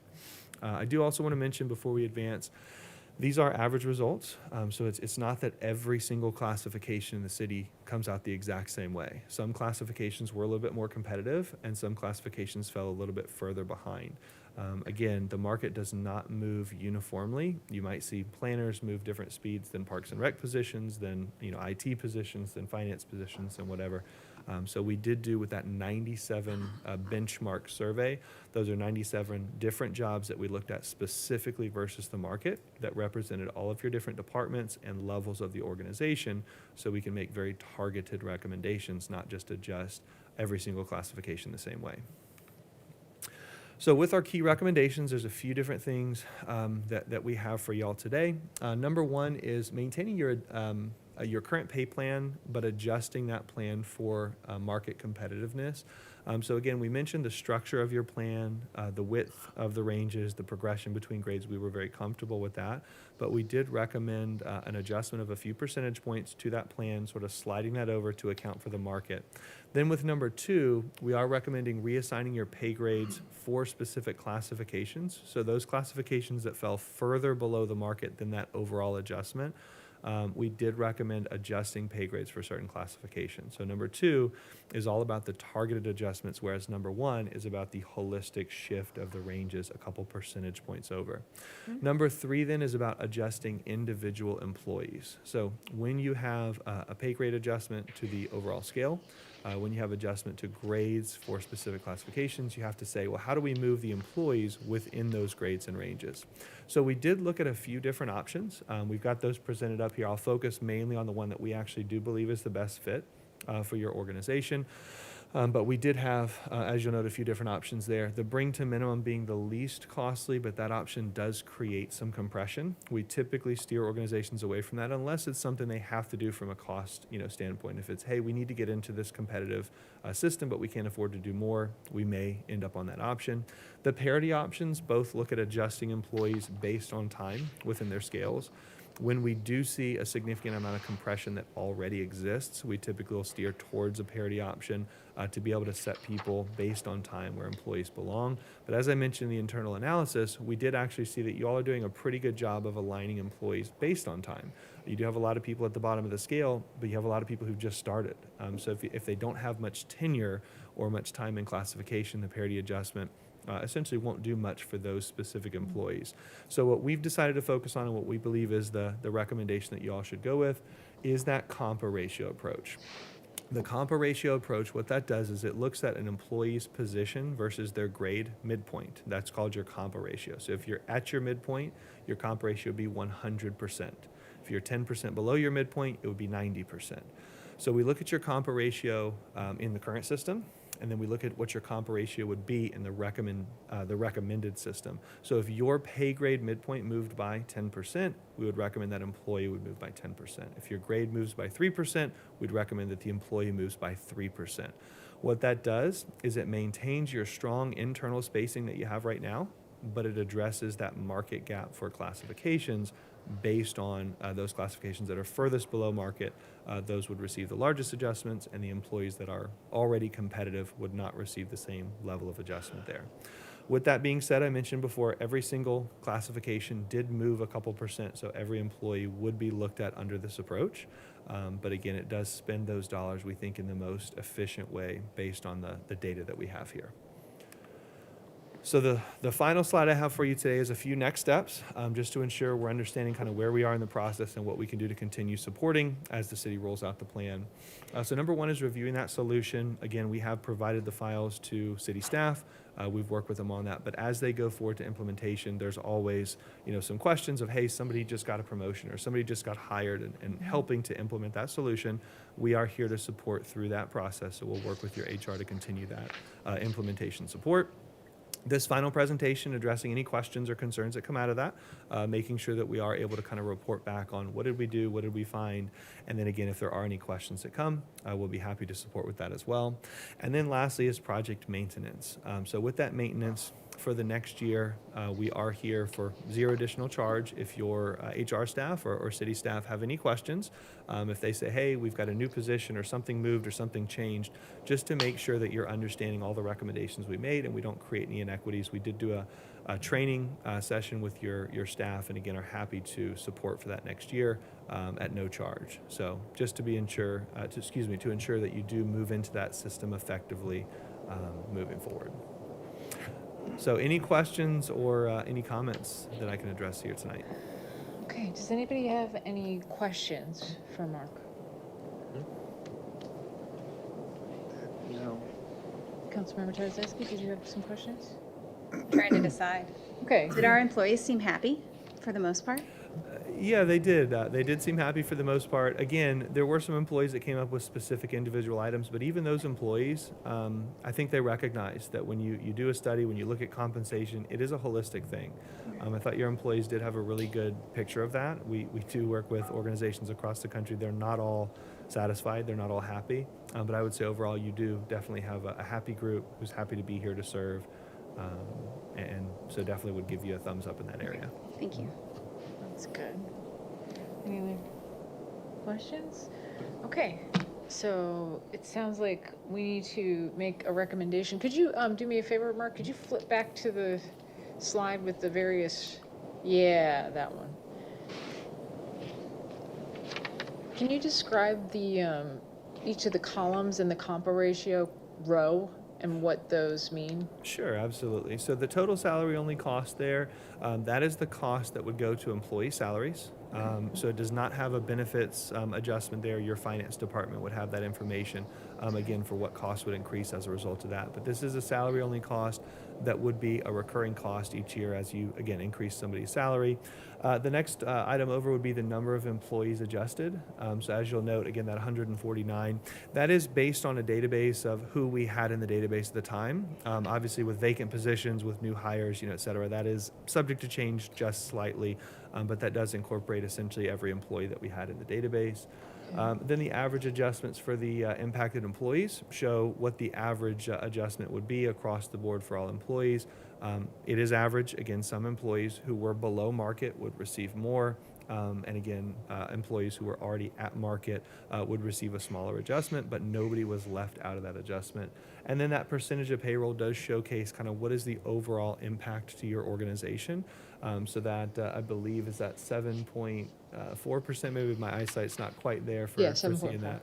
But again, that percentage would show essentially just, what is that impact for y'all overall in that payroll cost. And as you mentioned, that's what Evergreen would recommend when weighing the pros and cons of the various options. Correct, yeah. And the reason being is we feel like that does the best job of addressing the market gap that we do see. All of these options would put employees into the new pay scale, and they would address the grades. So if a classification was below market, it would adjust the minimum and the maximum of the classifications. But if you were to pick, for example, option number 1, the bring to minimum, that would create compression because you might, shift the pay grade by 10%, But if the employee is kind of sitting at the midpoint, you shift it up 10%, you'll find an employee who currently is at the midpoint a lot closer to the minimum, which is important when you bring in a new hire next year. Somebody might have been here for 10 years, and they're making almost the same salary as a new hire. So that would be your concern with that one. Same thing with tenure, if people have been here a long time, Mhm. but then you've got a new person coming in who's completely qualified, but even though they haven't been here a long time, and then they aren't fairly compensated. One of the things we do talk with HR about is when you're hiring employees from the outside, again, you would do essentially an analysis on the hiring of that employee. So if you're hiring somebody with 30 years of experience, you can place them appropriately versus if you're hiring somebody who's brand new. But we would recommend your system right now, you are doing a pretty good job of where you have people. The comp ratio would maintain that. So essentially, it would just put the onus on HR going forward to make sure that we are hiring people in at the correct spot going forward in order to maintain the system effectively. And then my last question is, of course, there's adjustments here, but not everybody is going to be thrilled, right? Because with a compensation study, everybody wants more compensation naturally. Sure, but this absolutely. will affect some people more than others. It will, but importantly, what I would say is, again, this is based on the data, and it Yeah. goes to, if somebody did not receive as large of an adjustment here, there's a direct reason why, which is that they're actually being compensated at a more competitive rate right now. Okay. So I understand from an employee's perspective, and if I went through a study, I'd say the same thing is, well, hey, I'd like a larger adjustment, but what that really Right. means is you weren't where you were supposed to be beforehand. So we're not here to try to give raises or increases for no reason.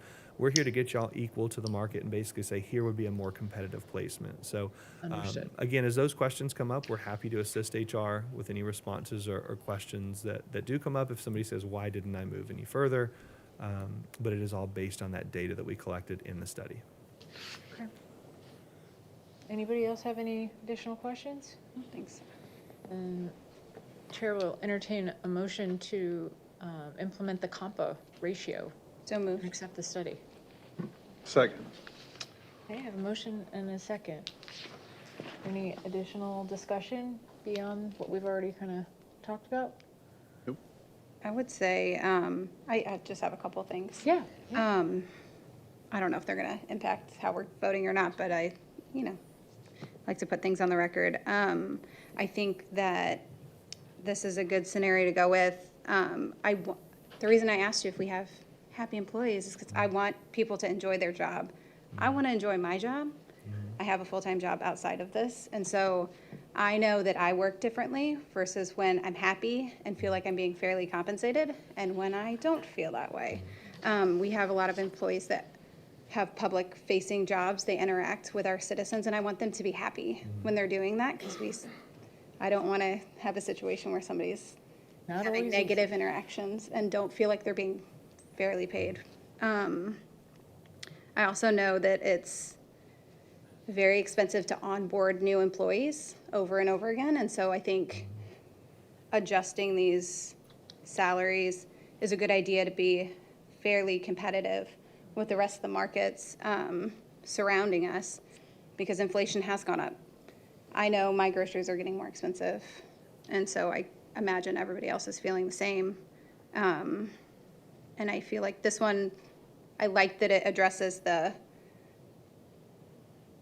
avoids that compression. You keep your supervisors a little bit higher than their team, and everybody feels like it's at least fair, so. Councilman Swager? No comments.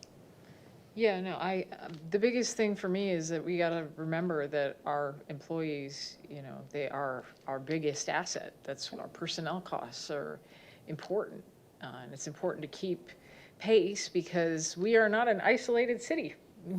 We are not the only game in town, and it's just 1 mile that way to the Safety Harbor, 1 mile that way to Pinellas County, and I want our employees to be happy, of course, but I also want them to stay and feel like they have advancement opportunities. So I also agree with the COMPA ratio.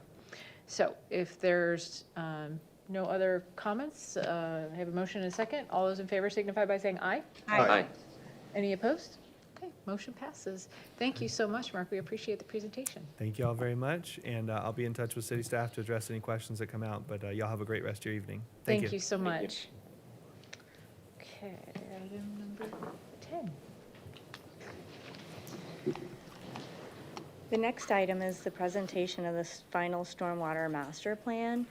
I'm going to invite Andy Greenwood, the Public Works Director, up to the lectern, but I did want to say something before he starts. So this plan, you will hear some options at the end to consider. So we would like some guidance as to which item you would prefer us to move along with. So I wanted to make sure that that's clear before I hand it over to Andy.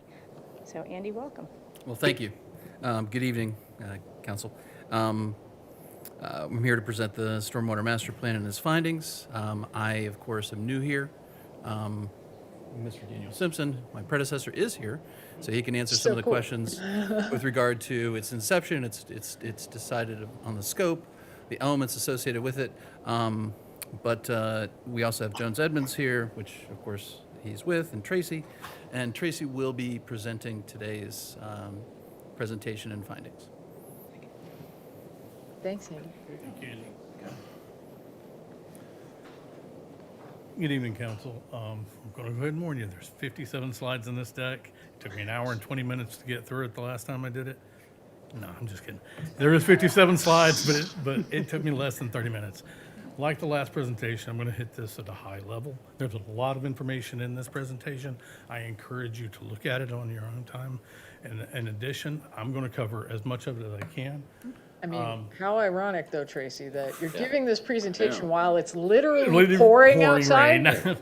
Because I don't know if you know, but before today, or maybe last week, we're in this like drought thing. Of course, you know. So maybe we have you to thank for bringing us the rain. Well, right now, we will take it. Because I hope we're going to hear about storm water. Yes, yes. So whenever we started the Stormwater Master Plan, we had four major goals.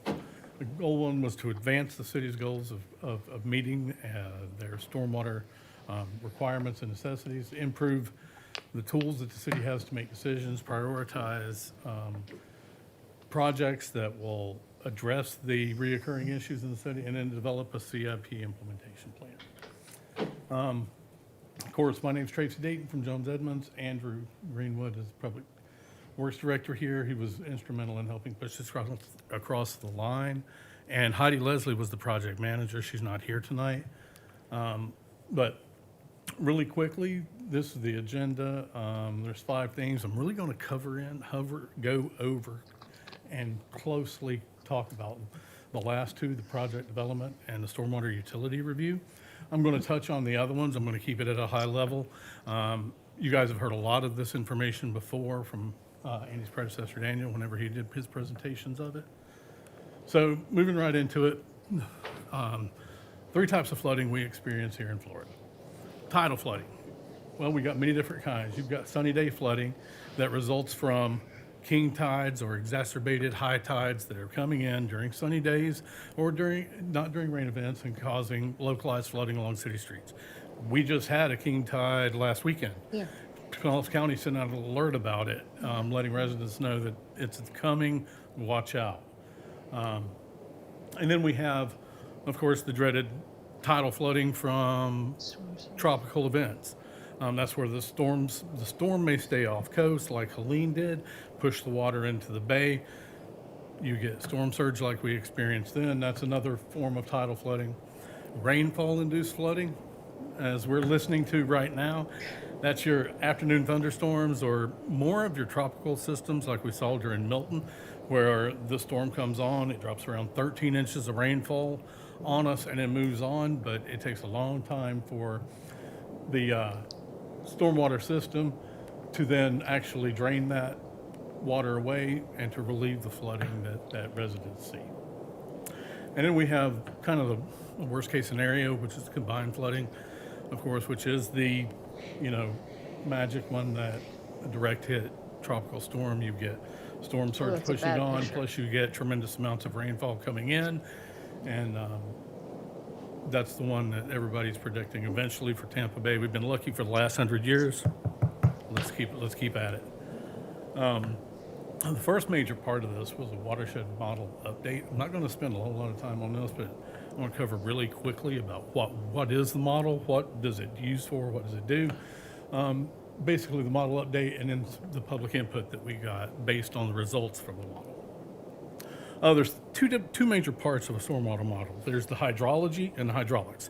Think of the hydrology, man, this is so good that this is going on. I know, right? As the rainfall dropping from the sky and landing on the surfaces and how it moves along the surface of the water and is collected. Then the hydraulics takes over. That's how the water is routed through pipes, canals, channels, ponds, and then eventually to Old Tampa Bay from the city of Oldsmar. So you take these two, you create this model, and what it does is we simulate rainfall events and it predicts flood elevations all across the city at given locations. I think we had like over 400 locations where we had individual elevations for flooding in the storm. And basically, and then we want to use this as an analysis tool moving forward so that we can study the changes in the hydrology and the hydraulics inside the city system with time, but also new developments that come in. We can measure the impacts of those against the baseline feature that we have today, and so that they're not causing any impacts in the future. So for this type of model, we looked at rainfall-induced flooding. That's what we're seeing right now.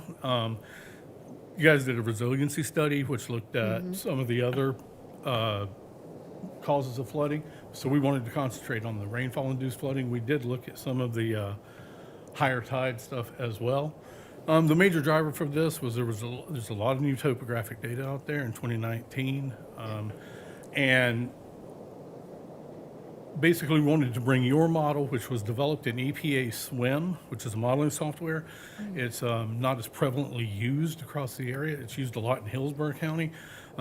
We migrated your model to ICPR, which brings it more into line with what Pinellas County does and with all the other communities in Pinellas County.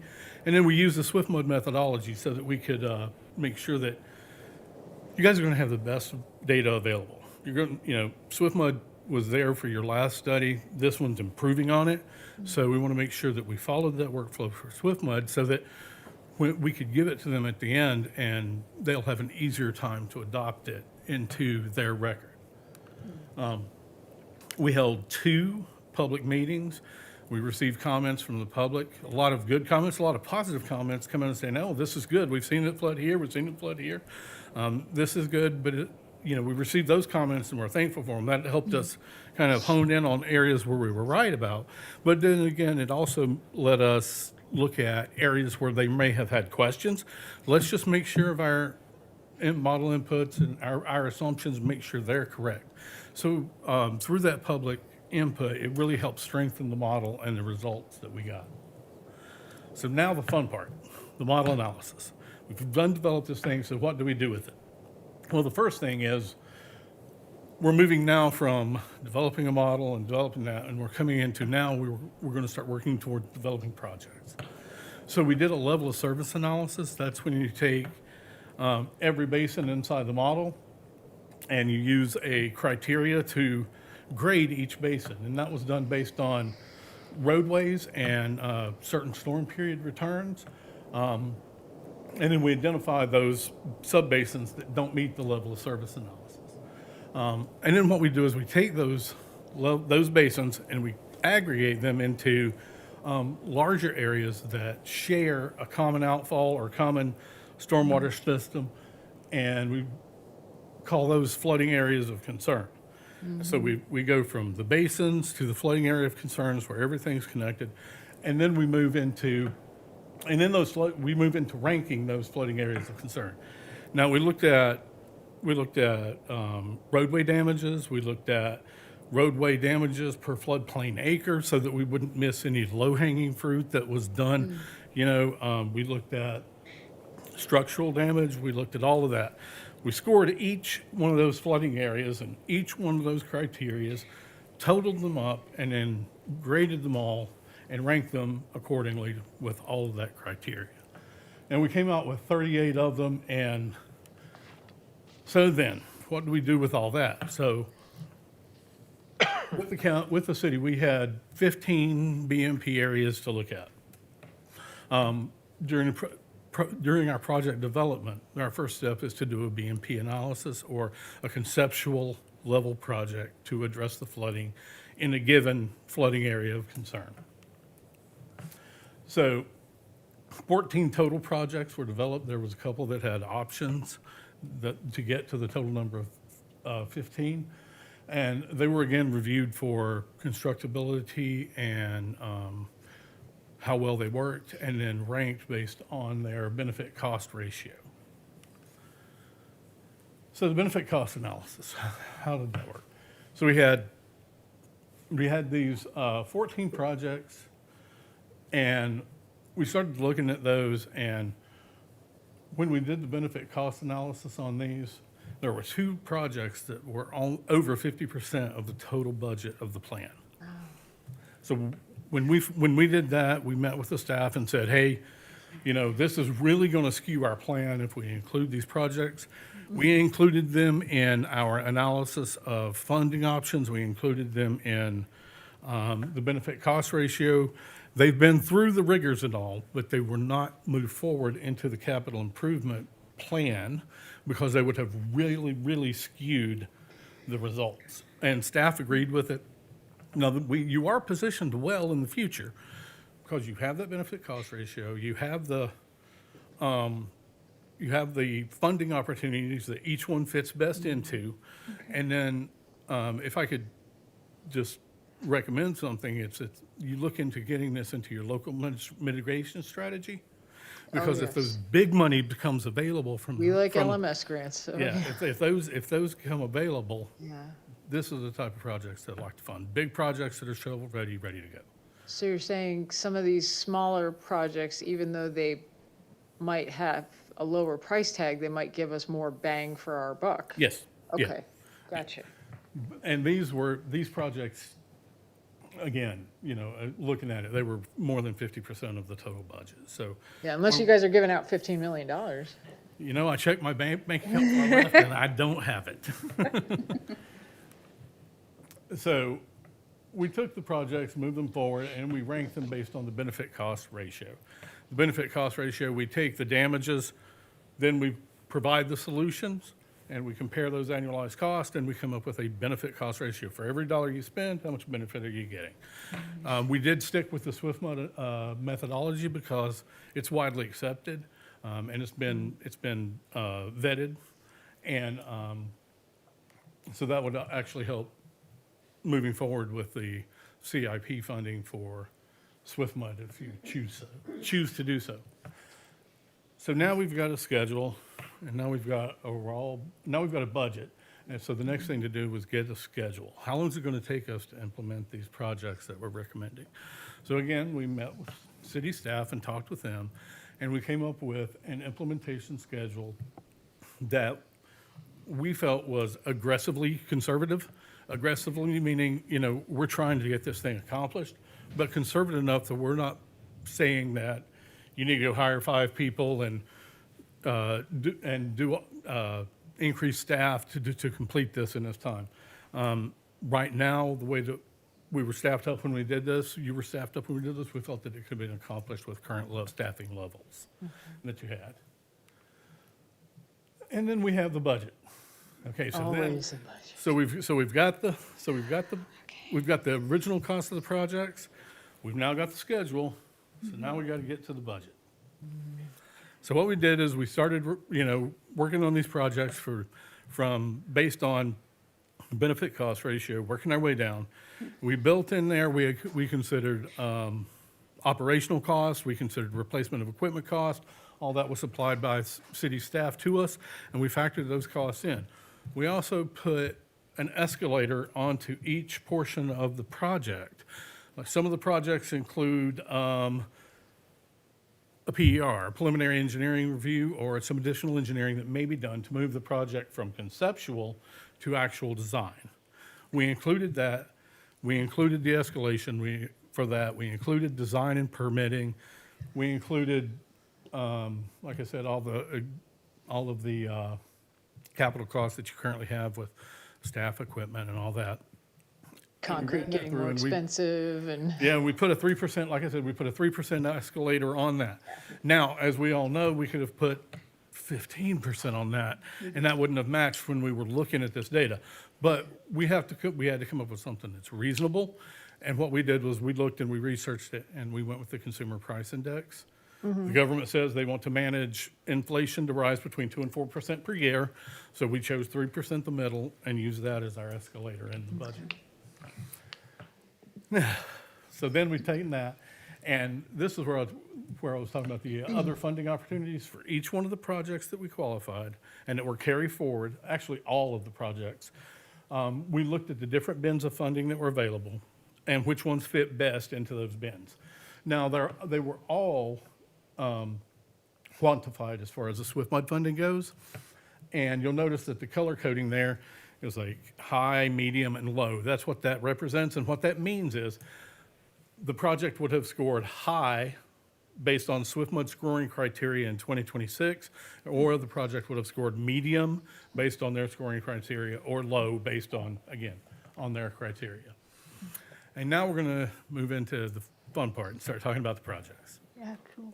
So this is, the first project is the Guilford Street outfall. This is one of the smaller projects, but it's a good project because it alleviates the flooding along there. And all we're doing is basically we're upsizing a pipe to remove the flooding along that street.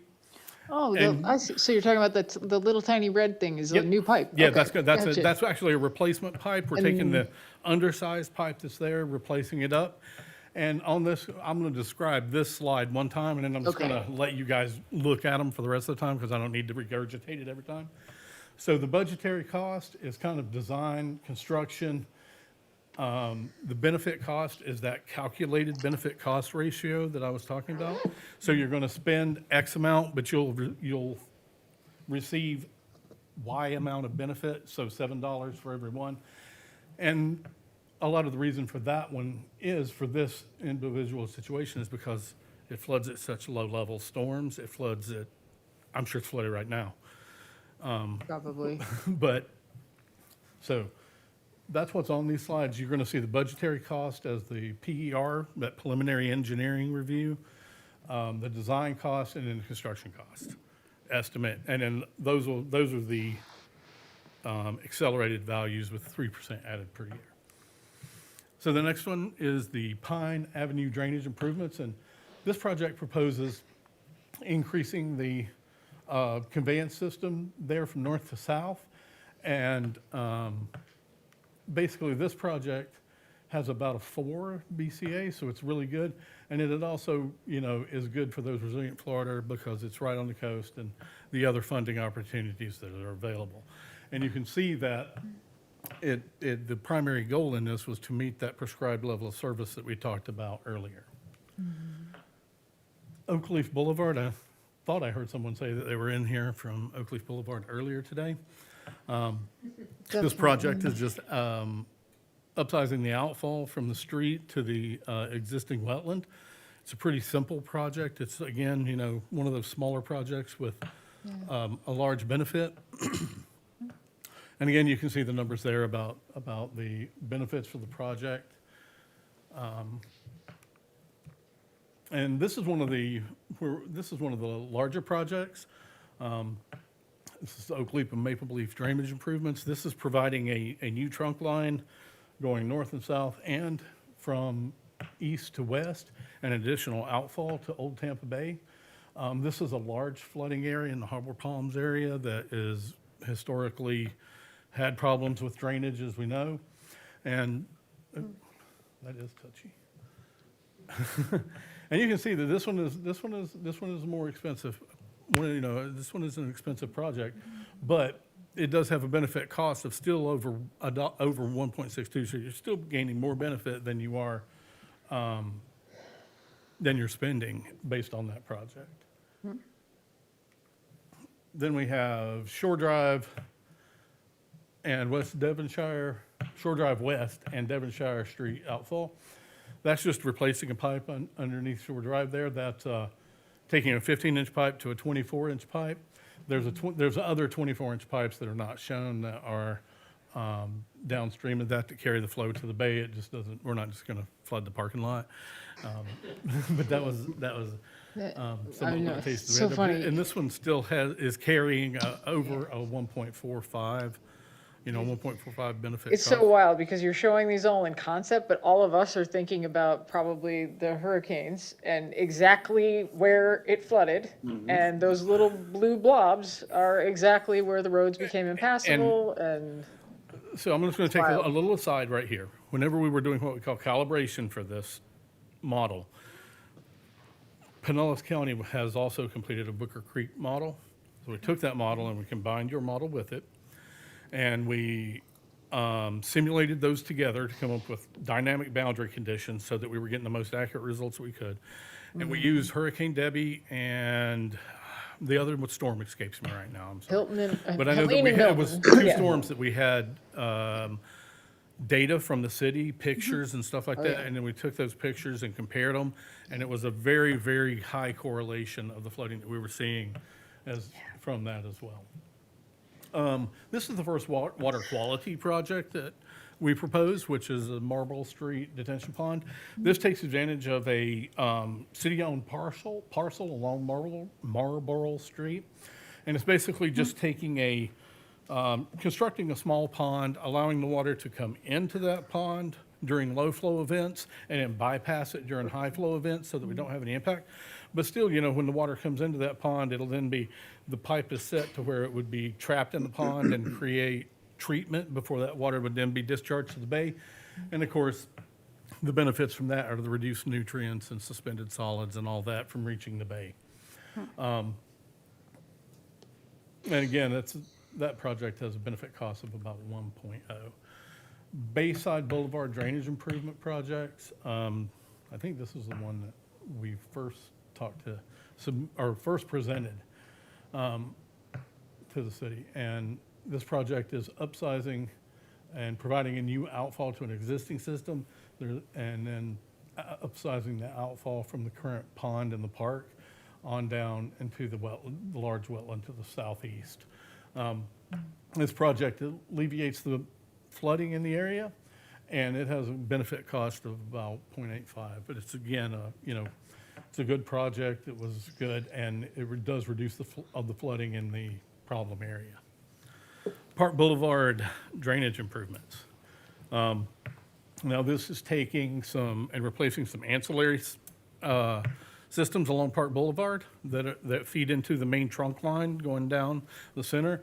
And then the south portion is actually replacing that center trunk line with a box culvert. And man, sorry about that. And then that project relieves all the flooding along Park Boulevard and the associated roads that we were targeting as well. Do we have the? I'm sorry, did you? I was just looking at that part because Park Boulevard intersects St. Pete Drive where you've got the proposed inlets. Again, during the storm, we all know where things flooded and where roads became closed and See, and now overwhelmed. you have the, I'll say that till the end. Yeah. So the West Douglas Road drainage improvements, this project is to increase the city-owned pond, to increase the capacity of the city-owned pond, and upsize the local drainage system that's draining to the pond, and then the outfall system from the pond. This project has a dual benefit, because not only do you get flood reductions and depth and duration during the storm events, but you also get water quality treatment from the expansion of the pond. So the water's coming out cleaner that's going down into the bay. Lafayette Boulevard drainage improvements. This one was along Lafayette Boulevard. There was some flooding indicated. But basically the challenge in this project was all of this water is routed to the city-owned treatment ponds over by the water treatment WRF, facility. yeah. So the challenge for this one was to maintain that water quality treatment going to the ponds, but then providing a secondary outfall and an overflow so that we could provide capacity in the system to get the water out and relieve the flooding along Lafayette.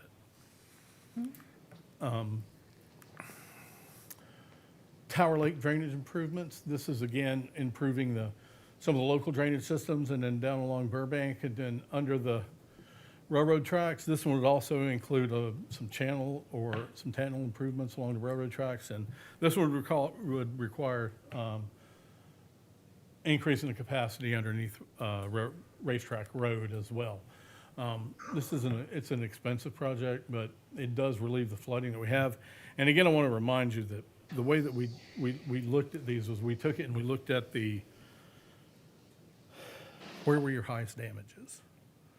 And then we said, these are the ones we're going to aim for, these top 15. There were some that fell off because we're obviously not going to solve the flooding along a DOT road. That's not the city's responsibility. But these top 15 that we had here, well, actually, yeah, these top 15 that we had here were where the most damages were happening. So now you have an idea of what it takes to solve those problems. We're not saying that the city should or will solve every problem, but now you know what it costs. Now you have that knowledge in the back of your mind. The Patty Drive wet detention pond, this is using a small portion of the grassed area near the boat ramp to treat the water coming off of Patty Drive in the detention area and then discharging it back to the existing system before it goes out to the bay. Again, the major improvements in this one are for water quality, to remove those nutrients and suspended solids before they make their way to the bay. So that was the last project. So we went through all the projects and we did that. And so now we're looking at a stormwater utility review. And the idea behind this was we wanted to look at, all right, this is what it takes to enact this. So now how can the city pay for it? So what we did was we first took your utility review and we looked at it in comparison to other Pinellas County municipalities. And we looked at it, these were the ones that we could find hard data on as an outside consulting firm. It was, I'm sure that you guys could get better information than we could on this. But I do note that you guys were pretty much right across the board and in the mid-range of where you're at. Mm-hmm. But the important thing is to remember that a lot of these places in Pinellas County are looking to increase their stormwater fees now because of what happened in 24. So basically, we developed 4 scenarios. Well, I'm going to present 4 scenarios. The 5th scenario was the do nothing option, and I'm not going to present that today. That was what happens if you don't increase your stormwater fee, don't do any of the projects, and don't do nothing. And that's always an option. That one's kind of, as you'd expect, not a great option. And it doesn't really give you a lot of data, but it just kind of tells us what our baseline is. That's in the full report. So the first case that we looked at was no stormwater utility fee increase, and then looking for the funding for the projects through the years, and to see where that would get us. We benchmarked it and set up a spreadsheet to where we're tallying all of those expenses, the reserves that the city wanted to keep, and all of those values for each year. And then you'll notice that after about the 4th project, we get to where we're not meeting those reserve requirements that the city asked for. I don't know, I don't know what the requirements are for you guys for having reserves and all that. We were asked to. That's why we have Cindy. Yeah. So we were asked to look at it. We were asked to look and keep reserves at a given level, and this is what it showed. Now you will notice the projects marked with an asterisk, and this will be the same on all the slides. What those asterisks mean is you could not fund the stormwater projects during that year and your reserves. So it just means that you're short. Okay. Okay? It doesn't mean you're in the hole. It means you can't fund both. And then whenever you see the asterisk removed, then you're in the hole.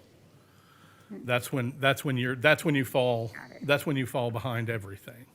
May I ask, so with that being said, in the number of projects, we're good for the first 4 years or 4 projects? You're good for the first 4 projects. Yes. Okay. Yeah. Those were in If we our, made no changes. If you made no changes whatsoever. those were in our capital improvement program that was presented last Tuesday. I think I'm just that clarifying for all of us. And I'm looking over at Andy and he's like, yes. exactly what they were. I was totally listening on Tuesday. Did you see that? Okay. So yes, I wasn't here. That's okay. I didn't know No, what I he was looking presented, at you, but kind of like, yeah, so yes, so that means those projects, just moving down the list according to that benefit cost ratio, those are the projects that you could complete. Then you're going to run into the fact of when you don't have reserves and the project, and that's when you got to make decisions of, do we eat into the bank account and do the project, or do we wait and let the bank account build up and then wait to do the project? Then we looked at increasing the stormwater utility fee tied to that same 3% value, that same consumer price index. And what we found out was that gives us the same 4 projects, no problem, here we go. But it also extends the bottom end as well.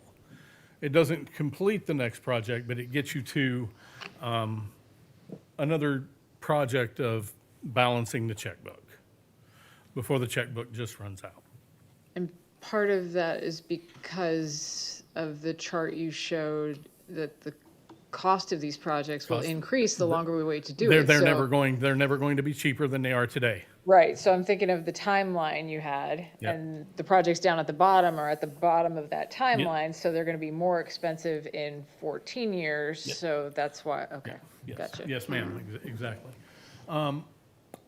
And then we looked at a one-time stormwater fee increase. What would it take to fully fund the city's implementation plan?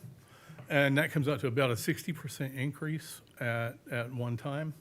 Now, again, these numbers we were looking at, if you're going to pay for these projects through the 14 years that we did, this is what it would take. Just very simply, this is what it would take. It would take a 60% one-time increase. We also looked at what happened if you enacted that 3% yearly with a one-time increase. And it comes out to about 37% increase, and then that 3% yearly increase as well. So that's where we're at now, is we're to the point where this is the data and these are the decisions. Now, it's going to be between the city staff and the council about what y'all's implementation plan is. And if I can just get up on my soapbox for just one moment. Money today is not going to be worth what it is tomorrow. We know that. A lot of the communities in Pinellas County have tied their stormwater utilities to that consumer price index or some set standard increase, and reserved the right as a council to not do it. If we come into hard economic times, as Lord knows what's going to happen with what's going on in the world today, they reserve the right to hold that off. They have to vote on it every year. At a minimum, I would think that is something that council should consider, is at least tying it so that we're not losing ground. I know you guys just did a utility rate study and increased your utilities, and I applaud you for that. But the next step is let's make sure we're not losing ground tomorrow. Okay, so there's that. And then we presented, there's different funding options. There's grant opportunities out there. We can't say if you will get grants or what. It's a competitive, we all know how competitive grants are. But we did identify funding opportunities for them. And we believe that the city's in a good position with your master plan and with that to address those. And a quick recap, you guys can read it. You don't need to hear me say it again. Although I do want to take a minute here to say one thing is during this project, while I was working on it, there was changes at the city. You guys just had someone talk about it and the turnover that has happened. Heidi, who couldn't be here, she's the project manager now, and she was instrumental in pushing this forward and getting it across the line to what you see today.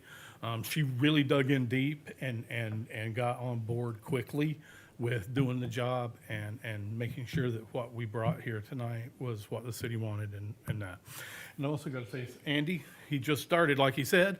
He could have came in here and went, well, they were doing this before I got here. Y'all wrap it up and I'm done. He didn't do that. Andy came in, supported the staff at the city and me to make sure that we had what we needed and were as prepared as we could be to be here. So I just want to thank both of them for their efforts and what was probably, well, which was not an ideal situation, but I couldn't have made it to here in front of you tonight without them. Thank you so much. Thank- Appreciate you, Tracy. Just in closing, just to reiterate, last Tuesday, we had mentioned that 3 projects were in your budgetary workshop that were identified, that are also identified in this report. It was the Guilford Street outfall improvements. It was the Oak Leaf Boulevard improvements, and also Pine Avenue drainage improvements. Those were 3 that were in the last week's process. Also, from a comparative standpoint, he mentioned the increases in stormwater fees. Does everybody have this handout? Yes. Does everybody have this handout right here?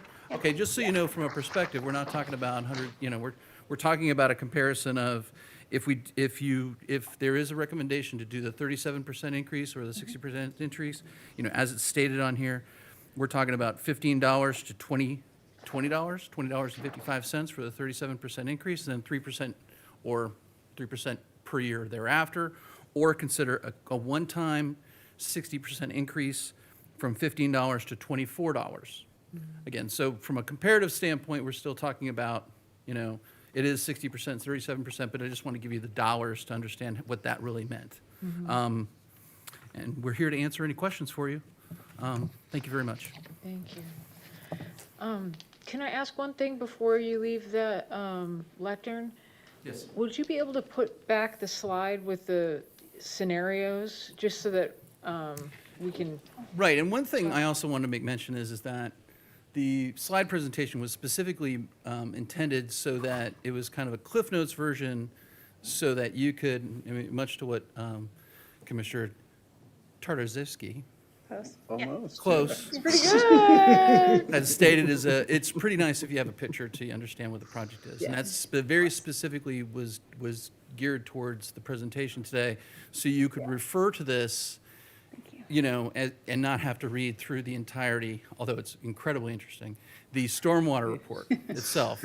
And this is a Cliff Notes version to understand, and those do contain most of the details that you need necessary. But go And I ahead. don't want to take the wind out of your sails, but we were provided the plan beforehand, but Yeah. yes. Was this the slide you're referring to, the ones that? Yes, I just wanted to have those, because we as a council need to provide guidance to staff as to where we're going to go from here. So now we get to chit chat. Got it. I'm here to answer any questions. Does anybody have any questions for Andy or for Tracy? A question that may not be able to be answered, but something that I would like to fully digest and understand would be how these stormwater models overlay with storm surge models or any other type of infrastructure model, so that we don't fix the drainage here and then 10 years from now go back to that same site to fix a wastewater issue, right? Like, it would be more efficient to take care of, kill two. So I think what you're mentioning is has there been an exercise where we try to manage potential public works projects that are being done for utilities or transportation improvements, and then couple that with a drainage improvement and then do it all at once? In other words, don't tear up the roads at 2 times. Right. That's what Right? we're good at. That's a good point, right? We have not explicitly gone through that exercise, but that is something that we will obviously, I say obviously, but I want to assure you that is something that we're always looking for efficiencies within our department. And of course, it's something that when we have our open discussions with our city manager, there's always an emphasis on lessening the disruption to the public, making sure that there's efficiencies and scale, and then no remobilization and impacts because you don't want to impact the public twice for a certain area. Kinda like And how if you we're talked tearing up the about road paving. once, we might as Yeah. well. But we already have that already implemented in some of our projects with the South. I would Oldsmar. like to add that, the council's direction and the council priorities to do the infrastructure planning and master planning now gives us the tools so that we can look at the concurrency of the projects. We didn't have the tools prior to when we're finishing the wastewater master plan, we finished the water supply plan, and now we're finishing the stormwater master plan.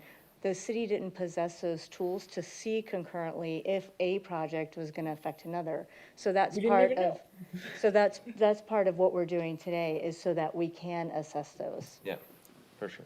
Did that answer your question? Yeah, I mean, I just wanted to put that into consideration with, we have a ranking system of, let's say, the top 14 projects here, but then we look at wastewater and we've got, say, 10 over here. How do those? Well, I mean, as the city manager specifically mentioned, that's exactly what the tools are. think to for the also do course, that of in a very efficient and confident manner.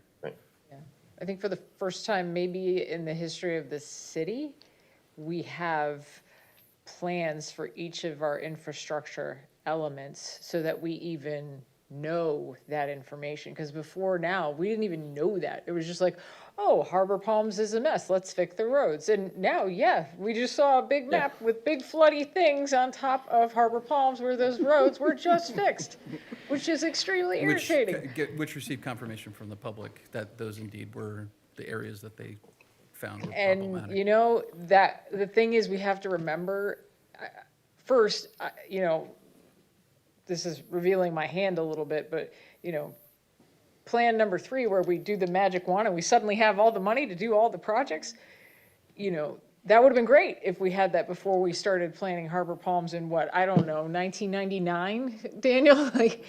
When we did other projects that tended to overlap or disrupt the same areas, I'm sure it was consistent with, thinking at the time, but I do think this is the first time in the history of the city we've ever had actual plans for all of these different elements, stormwater, wastewater, even, The big floody things. exactly, Yeah.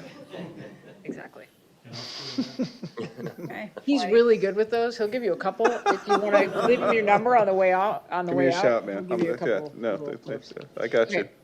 Does anybody else have any questions for staff? Okay, go ahead. Clarify which storms specific, do you know which storms you mentioned that there were a couple of storms that you used for some of your projection data. Do you know which storms those So were? I'll let Debbie? him answer the question, but it's It was go ahead. Debbie, right? If you want to give For the detailed answer into the microphone. For, Tracy, if you could use the mic so okay. the YouTube. Picks up on viewers- YouTube. yeah. Sorry. For the analysis of the storm, we use the 6 standard stormwater model, storm return periods and depths that are used in SwiftMud in their analysis. That's the 100 through the mean annual. Okay, so we analyzed every one of those, and in the model, you can look at the results from each individual storm, find out exactly when a road starts flooding, and the depth of the flooding. Okay. But as far as the tropical storms, I think she As far as the means tropical storms did, Debbie, Helene, and Milton. well, we looked at Debbie as a calibration event. Okay. That was because we were pairing it with the Booker Creek model that Pinellas County had finished. And as everybody in this room knows, Booker Creek is the enemy and all that. But we drink that water too. It's not always. It's not all the enemy, but and during flood times it is, because it all rushes down into the city and comes and inundates large areas of the city. So I know that we used Debbie, and the other storm, it simply Etta? escapes me right now. Or Ian? It may have been, but I Etta don't want was to. a big water event for us. if I don't want remember to. I don't correctly. want to say that and Etta? it be wrong. I would have to look at the report. Yeah. I was to just verify. curious. I know, because last year we had some flooding events in addition to the storms we experienced last year. So I was just curious if any of that took into account like the priority for some of these projects, because there were areas that flooded just straight from rainwater on the other side of Tampa Road, All so. of these projects are just stormwater from the sky related. Got it. They're based on rainfall on the ground. Got it. Thank you. Okay, anybody else have any questions? Not for them. Okay. So, we need to get some consensus here on these four options. Are we given formal direction? And just forgive me, Mayor, there's no recommended motion. Are we just, Before presentation of the item, the city manager requested that we provide guidance on next steps. we're providing guidance, or do we need a formal motion for direction? Just, I think consensus. Yeah, just guidance. We'll be bringing back formal resolutions for consideration. Did I say motion? I'm sorry. Understood. No, I asked if we needed a formal motion or if we're just providing guidance. I think it's just consensus. Okay. And now the slide, it's all gone. I can, My slide's gone.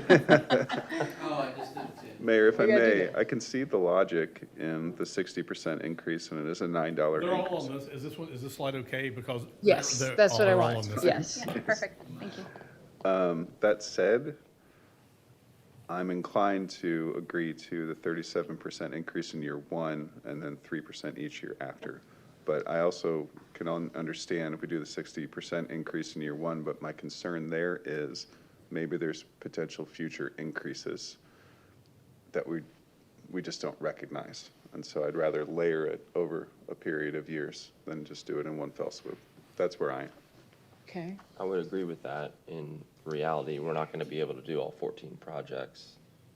You know, I mean, maybe we can do one a year, but Well, the, so spreading out the increases would make more sense than a larger increase year one. Right. I just want to be clear that the increases are designed to fund the projects as scheduled over the 14-year period. No, Okay. that's the design. Did you have a preference? Yeah, I'm lean towards the 37% increase in year one. I just today saw comments online from some of our neighbors remarking on their water bills. So that's water, not No, stormwater. I'm saying, I think people are feeling this all over. Sure. And looking closely at their day-to-day expenses. I mentioned earlier inflation on other items. That's what I'm referring to. So yes, Yeah. this is separate. But as people are looking at making ends meet, I think doing a smaller increase right away, and then, I think it was like 62 cents a year. Yeah. After, 62 cents is something you can roll into your budget easily. It's not going to be a big jump, less noticeable on your budget. Okay. I tend to agree. I guess this would be option 4 that we're talking about. The 60% increase would take most folks from 15. We're still in the middle of the range for, all the jurisdictions between, Safety Harbor, Pinellas County, Bel Air, Tarpon Springs, Largo, Dunedin, Treasure Island. We're still in the middle. And moving to $20 doesn't change us that much. I think it would be foolish to take this planning and not fund it. So I am not inclined to do number 1. I think we owe it, especially to the folks whose property is literally flooding every time it rains, to make these necessary investments. I agree that a 60% increase is a little bit of a sticker shock, because that would be, $9 per month, right? That's in year 1, as opposed to an increase of $5. And then, as was kind of alluded to, we wouldn't have to do the increases every year, or would this be a plan that is flexible? if there was some economic event. Is there room for that in the planning? Yeah, so we would bring back the increases annually to you. So that increase would be like, that would be 62 cents or whatever that increase is. And then at that point, you could say no. And of course, we always, and our workload depends on some events too that are unplanned for. So it gives us flexibility in the schedule. So if we were in the middle of a major project and then Helene comes, well, we're all shifted to doing hurricane recovery. So any of those plans would have been delayed. So then we can adjust as we go. So that gives us some flexibility. I think we have consensus for plan number 4. Yes. Okay. Thank you very much for the presentation and for all of the information you provided us. Daniel, I'm sure you love seeing all those street names again. Memories. We all appreciate you very much. Thank you. Okay, item 11. Is to consider approving amendment to the solid waste collection franchise agreement with Coastal Waste and Recycling. The city entered into a solid waste collection franchise agreement with Russo and Sons LLC, doing business as Orion Waste Solutions, on August the 3rd, 2021 for residential and commercial solid waste collection services. The agreement included an initial 5-year term beginning October 1, 2021 and ending September 30th, 2026, along with 2 optional 5-year renewal periods. Coastal Waste and Recycling, Inc. subsequently succeeded Orion Waste Solutions as the contractor under the agreement. Coastal Waste and Recycling has requested to exercise the first 5-year renewal option through September 30th, 2031. The proposed amendment established updated pricing and annual adjustment methodologies intended to reflect current market conditions and increasing operational costs with the solid waste industry. Staff evaluated several residential service scenarios to balance customer rate impacts with service levels, and the City Council approved maintaining the current residential service levels at the March 17, 2026 council meeting. The proposed amendment includes larger phased increases during the first 2 years of the extension period in order to align rates with current operating costs. Beginning in year 3 of the extension, annual adjustments would be structured as follows: 35% based on increases in Pinellas County disposal tipping fees, 65% based on the Consumer Price Index, water, sewer, and trash collection services, CPI, WST, subject to annual caps. The amendment also clarifies that disposal tonnage fees are passed through directly based on actual Pinellas County disposal rates. The amendment has been reviewed by the City Attorney's Office and staff recommends approval. Thank you. The chair will entertain a motion to approve the agreement. So moved. Second. We have a motion and a second. Is there any discussion on this item? We got that. We got that. No. Discussion? Good? No. All those in favor signify by saying aye. Aye. Any opposed? Motion passes. Item number 12 is to approve the USA BMX National Championship Series event agreement with the American Bicycle Association to host the USA BMX Gator Nationals October 23rd to 25th, 2026. This item recommends the consideration of the approval of the agreement between the City of Oldsmar and the American Bicycle Association to host the USA BMX Gator Nationals event October 23rd through 25th, 2026 at the Oldsmar Sports Complex. The city has hosted Gator National events since 2003 and has been selected as a host site again in 2026. It is anticipated that there'll be approximately 1,000 athletes competing with an attendance of approximately 13,000 people over the weekend, traveling nationally and internationally. The agreement has been reviewed by the city attorney. Staff recommends approval. All right, next time, if they come next time, that would be 25 years. That's amazing. The chair will entertain a motion to approve. So moved.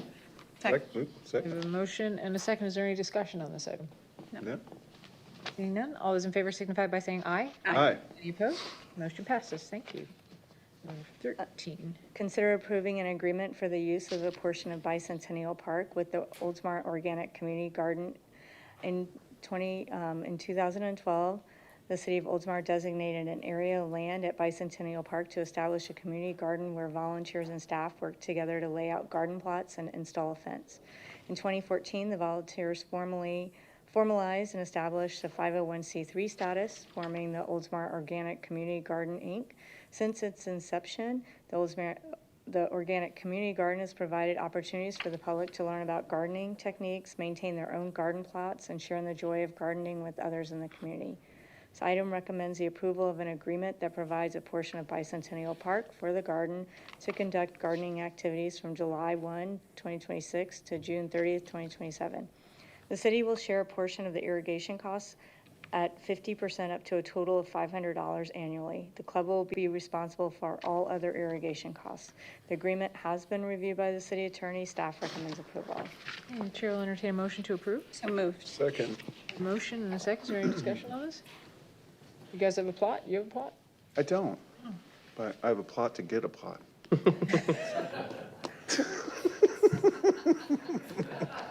I needed that, Grace. Sure to That was tip your good. That servers, was good. All those in favor signify by saying aye. Aye. Any opposed? Motion passes. Number 14. To consider the approval of an agreement for the use of recreation facilities with Oldsmar Youth Soccer Association. The City of Oldsmar partners with youth sports organizations to provide recreation-based sports activities at the Oldsmar Sports Complex. This item recommends the approval of an agreement authorizing the use of soccer fields number 1, 2, and 3 as determined by registration numbers. Agreement reflects a field allocation that considers the number of players served by the organization. Based on the needs and goals of the organization, Oldsmar Youth Soccer Association will share field space with the Palm Harbor Youth Football Association. Is allocated Monday through Friday from 5 to 10 p.m. and Saturdays from 7 a.m. to 10 p.m. This allocation does not include Sundays or when the fields are closed for special events or maintenance. The league will be responsible for reimbursing the City of Oldsmar 46% of the total electricity costs incurred during the term of the agreement. The agreement has been reviewed by the city attorney. Staff recommends approval. Thank you. Chair will entertain a motion to approve. So moved. Second. Motion and a second. Any witty banter? I'm sorry, any discussion? Oh, sorry. No. Sensing none, all those in favor signify by saying aye. Aye. Any opposed? Motion passes. Item number 15 is to consider the approval of an agreement for the use of recreation facilities with Palm Harbor Youth Football Association, Inc. City of Oldsmar partners with youth sports organizations to provide recreation-based sports activities for the sports complex. Item recommends the approval of an agreement authorizing the use of soccer football fields 1, 2, and 3 as determined by registration numbers. The agreement reflects a field allocation that considers the number of players served by the organization. Based on the needs and goals of the organization, Palm Harbor Youth Football Association will share field space with Oldsmar Youth Soccer as allocated Monday through Friday from 5 to 10 p.m. and Saturdays from 7 a.m. to 10 p.m. The allocation does not include Sundays or when the fields are closed for special events or maintenance. The league will be responsible for reimbursing the City of Oldsmar 17% of the total electricity costs incurred during the term of the agreement. Agreement has been reviewed by the city attorney. Staff recommends approval. Anybody want to just make a motion? So moved. Motion to approve. You got to approve. Oh, is there? Read the- I make a motion to approve an agreement for the use of recreation facilities with Palm Harbor Youth Football Association, Inc. OMG. Second. Okay. I have a motion and a second. Is there any discussion on this item? No, and there's no witty banter either. Sounds like a ball. It's good. It's good. Okay. All those in favor signify by saying aye. Aye. Any opposed? Motion passes. We have handled item number 16. Did we miss anything? We did not. Oh, we already did that. Yep. Yes, we Let's did see. 16. I'm trying not to do the thing, Swagger, so let's go to Councilmember Tarzeski.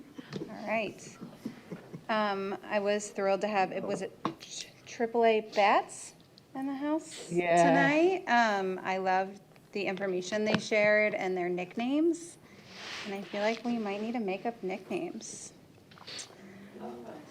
Thoughts? I am going to be at the Honor Our Heroes 5K this weekend. I am running. Are you running, Councilmember Swagger? I haven't signed up yet, but yes, I will. I want to pay full price. Literally like 2 days. I want to pay full price. It's going It to a was good full cause. price like a week and a half ago. He's going to enter last minute and then run twice as fast as me. I'm in competition with only myself all right. this year and my own personal record. As should everyone be. Yeah. Well, sometimes it's fun to compete. Never again, though.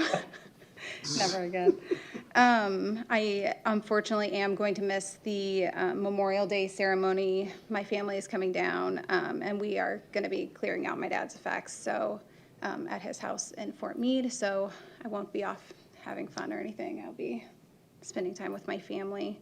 I did hear a lot of really positive messages and comments about the mother-son messy day.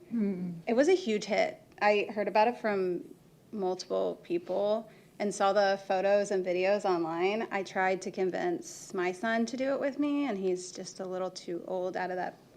When he was younger, he would have loved a chance to throw a ball and give me in a dunk tank or do pie. We used to own Pie Face. You remember that game? Oh, yeah, the game, yeah. You literally, the whole game was pieing somebody in the face. So he would have loved it, but we've aged out of it. I won't stop trying to get him to participate, though. So, yeah, that's all I got for today. Councilmember Schwager? Thank you, Mayor. Oh, I'll sleep over here. It's past my bedtime. But yeah, I want to give a shout out to our Yeah. Right? I mean, how award-winning cool is that? Oldsmar Little League. Being an alumni of Oldsmar Little League, I am This is very super proud blingy, tonight. too. It is. It's heavy. It's Oh, really heavy. It's legit. But, and I didn't comment on it earlier, but the stormwater master plan was wildly impressive. Yeah. Yeah. I know you had a lot to do with that, Daniel.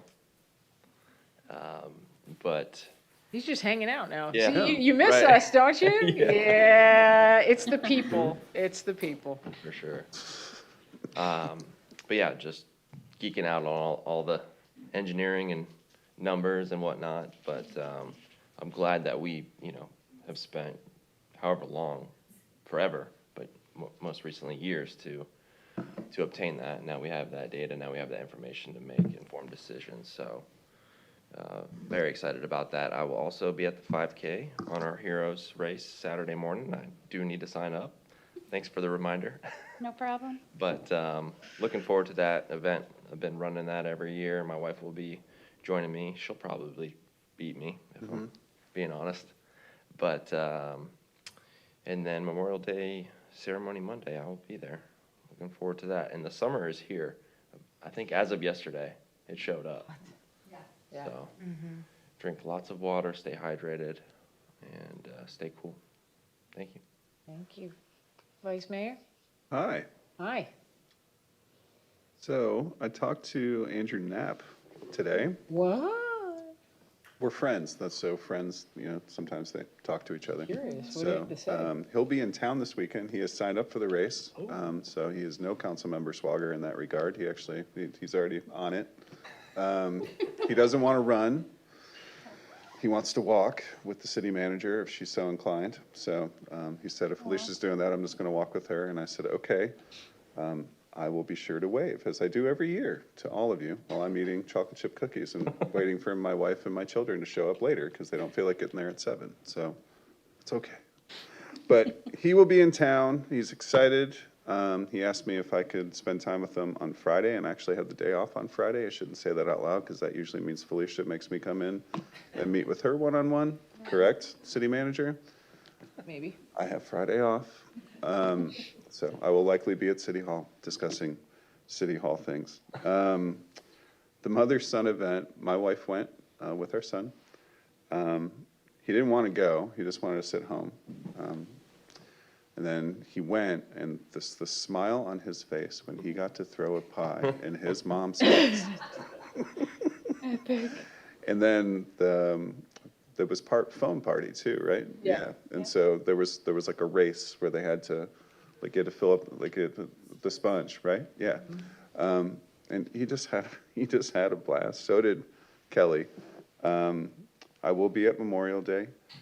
And as we say every year at this time, Mayor, school is out. The kids are excited. Do you have a senior, or is he going to be a junior? Going to be a senior next year. He's going to be a senior. I had to tell my son today, because he didn't want to go to school, his sister was home sick, and he didn't want to go, and he was really upset about it. And I said, you still have like 10 years before you can even decide whether or not you want to stop going to school. And so, but Vincent only has one, right? Yep. Go him. So that's all I had, Mayor. I will see everybody over the weekend. Thank you. Thank you. I have obviously certain things at top of mind, including peanut butter and jelly. So I know that you guys are going to encourage all your family and friends to give to the city and definitely not the chamber, because winning is fun. And when we win, Oldsmar Cares wins, right? I mean, that's the whole goal. I may or may not be at the run on Saturday morning as a sandwich with Mr. Howe. We will probably be collecting peanut butter and jelly then as well. So if you are inclined to bring it then, I will take it then. But other than that, of course, we will have the bins at City Hall, or you can just drop it on my front porch and I will bring it over. But it was such a fun event last year. I hope we can do a really good job again this year, because Oldsmar Cares really needs help. You know, and what we collected last year was unbelievable, but it's still, it's insane to me. It doesn't even last a year. You know, the need is a big deal. I wanted to give a special shout out because my first donor was City Attorney That's right. Tom Trask and Mr. his wife Trask. Faith. Yes. So thanks again to Faith and Tom. It's a thanks to Faith. not Thanks. necessarily Okay, Tom. you brought the bag to I the brought the meeting, bag. so it was a team effort. We know she watches the meeting, so. And we you'll- know that, well, so you don't get this credit. jelly here, this one particularly, I know was her, because it came from Aldi. Anyway, so that's gonna be a lot of fun, and love the master plan, pay study, absolutely necessary. I wanna keep our staff, I want them to be happy, especially when they're interacting with the public and doing difficult, terrible, hard things in holes on the side of the road. So thank you for bringing that forth. I am, you know, looking forward to a continuing trend of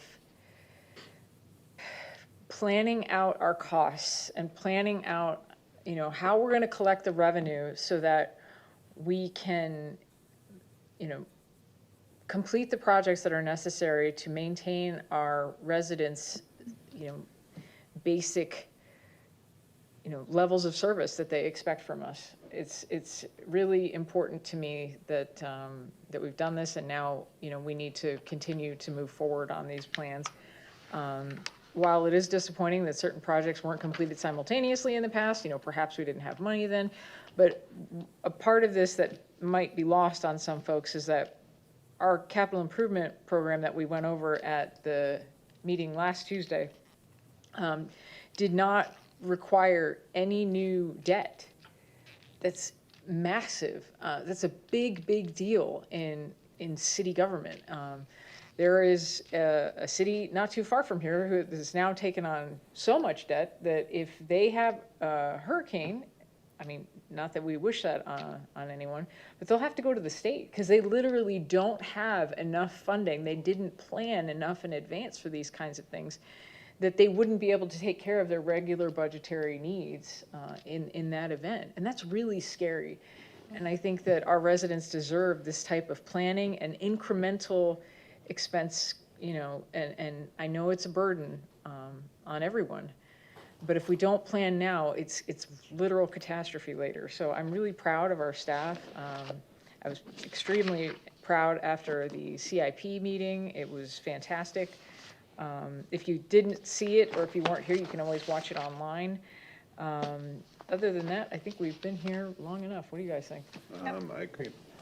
All right, last thing on the agenda is our tentative agenda. The chair will entertain a motion to approve. I have Like one. to- Oh, I'm sorry, excuse me. One suggested change to it. Oh, yes, sir. Yeah, so under City of Oldsmar, I would suggest that the second item just read, consider appointments of auditor selection committee members. Okay, because we're not, yeah, we're just appointing the people. Thank you. Their appointment. And Mayor, I'd like to add, request the excused absence of Councilmember Olmsted from the May 19th 2026 City Council meeting. Okay. And that is because her grandbaby was God, born. she's a grandma again. It's a boy. Right, it's a boy? It's a boy? It's a Was it boy? It's a Yeah. boy. Okay. It's a boy? It's a boy. So she had her plane ticket ready, So and Steve's the she was first name. holding What's that the middle baby. name? What? It's Steve's the first name. What's the middle name?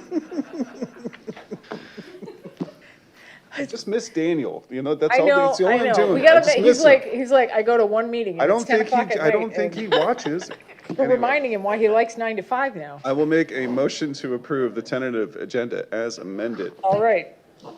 Do I have a second? Second. Okay, thank you. I have a motion and a second. Is there any discussion? No. All those in favor signify by saying aye. Aye. Any opposed? Motion passes. The chair will entertain a motion to adjourn. So moved. Second. We have a motion and a second. This does not require a vote. We are adjourned.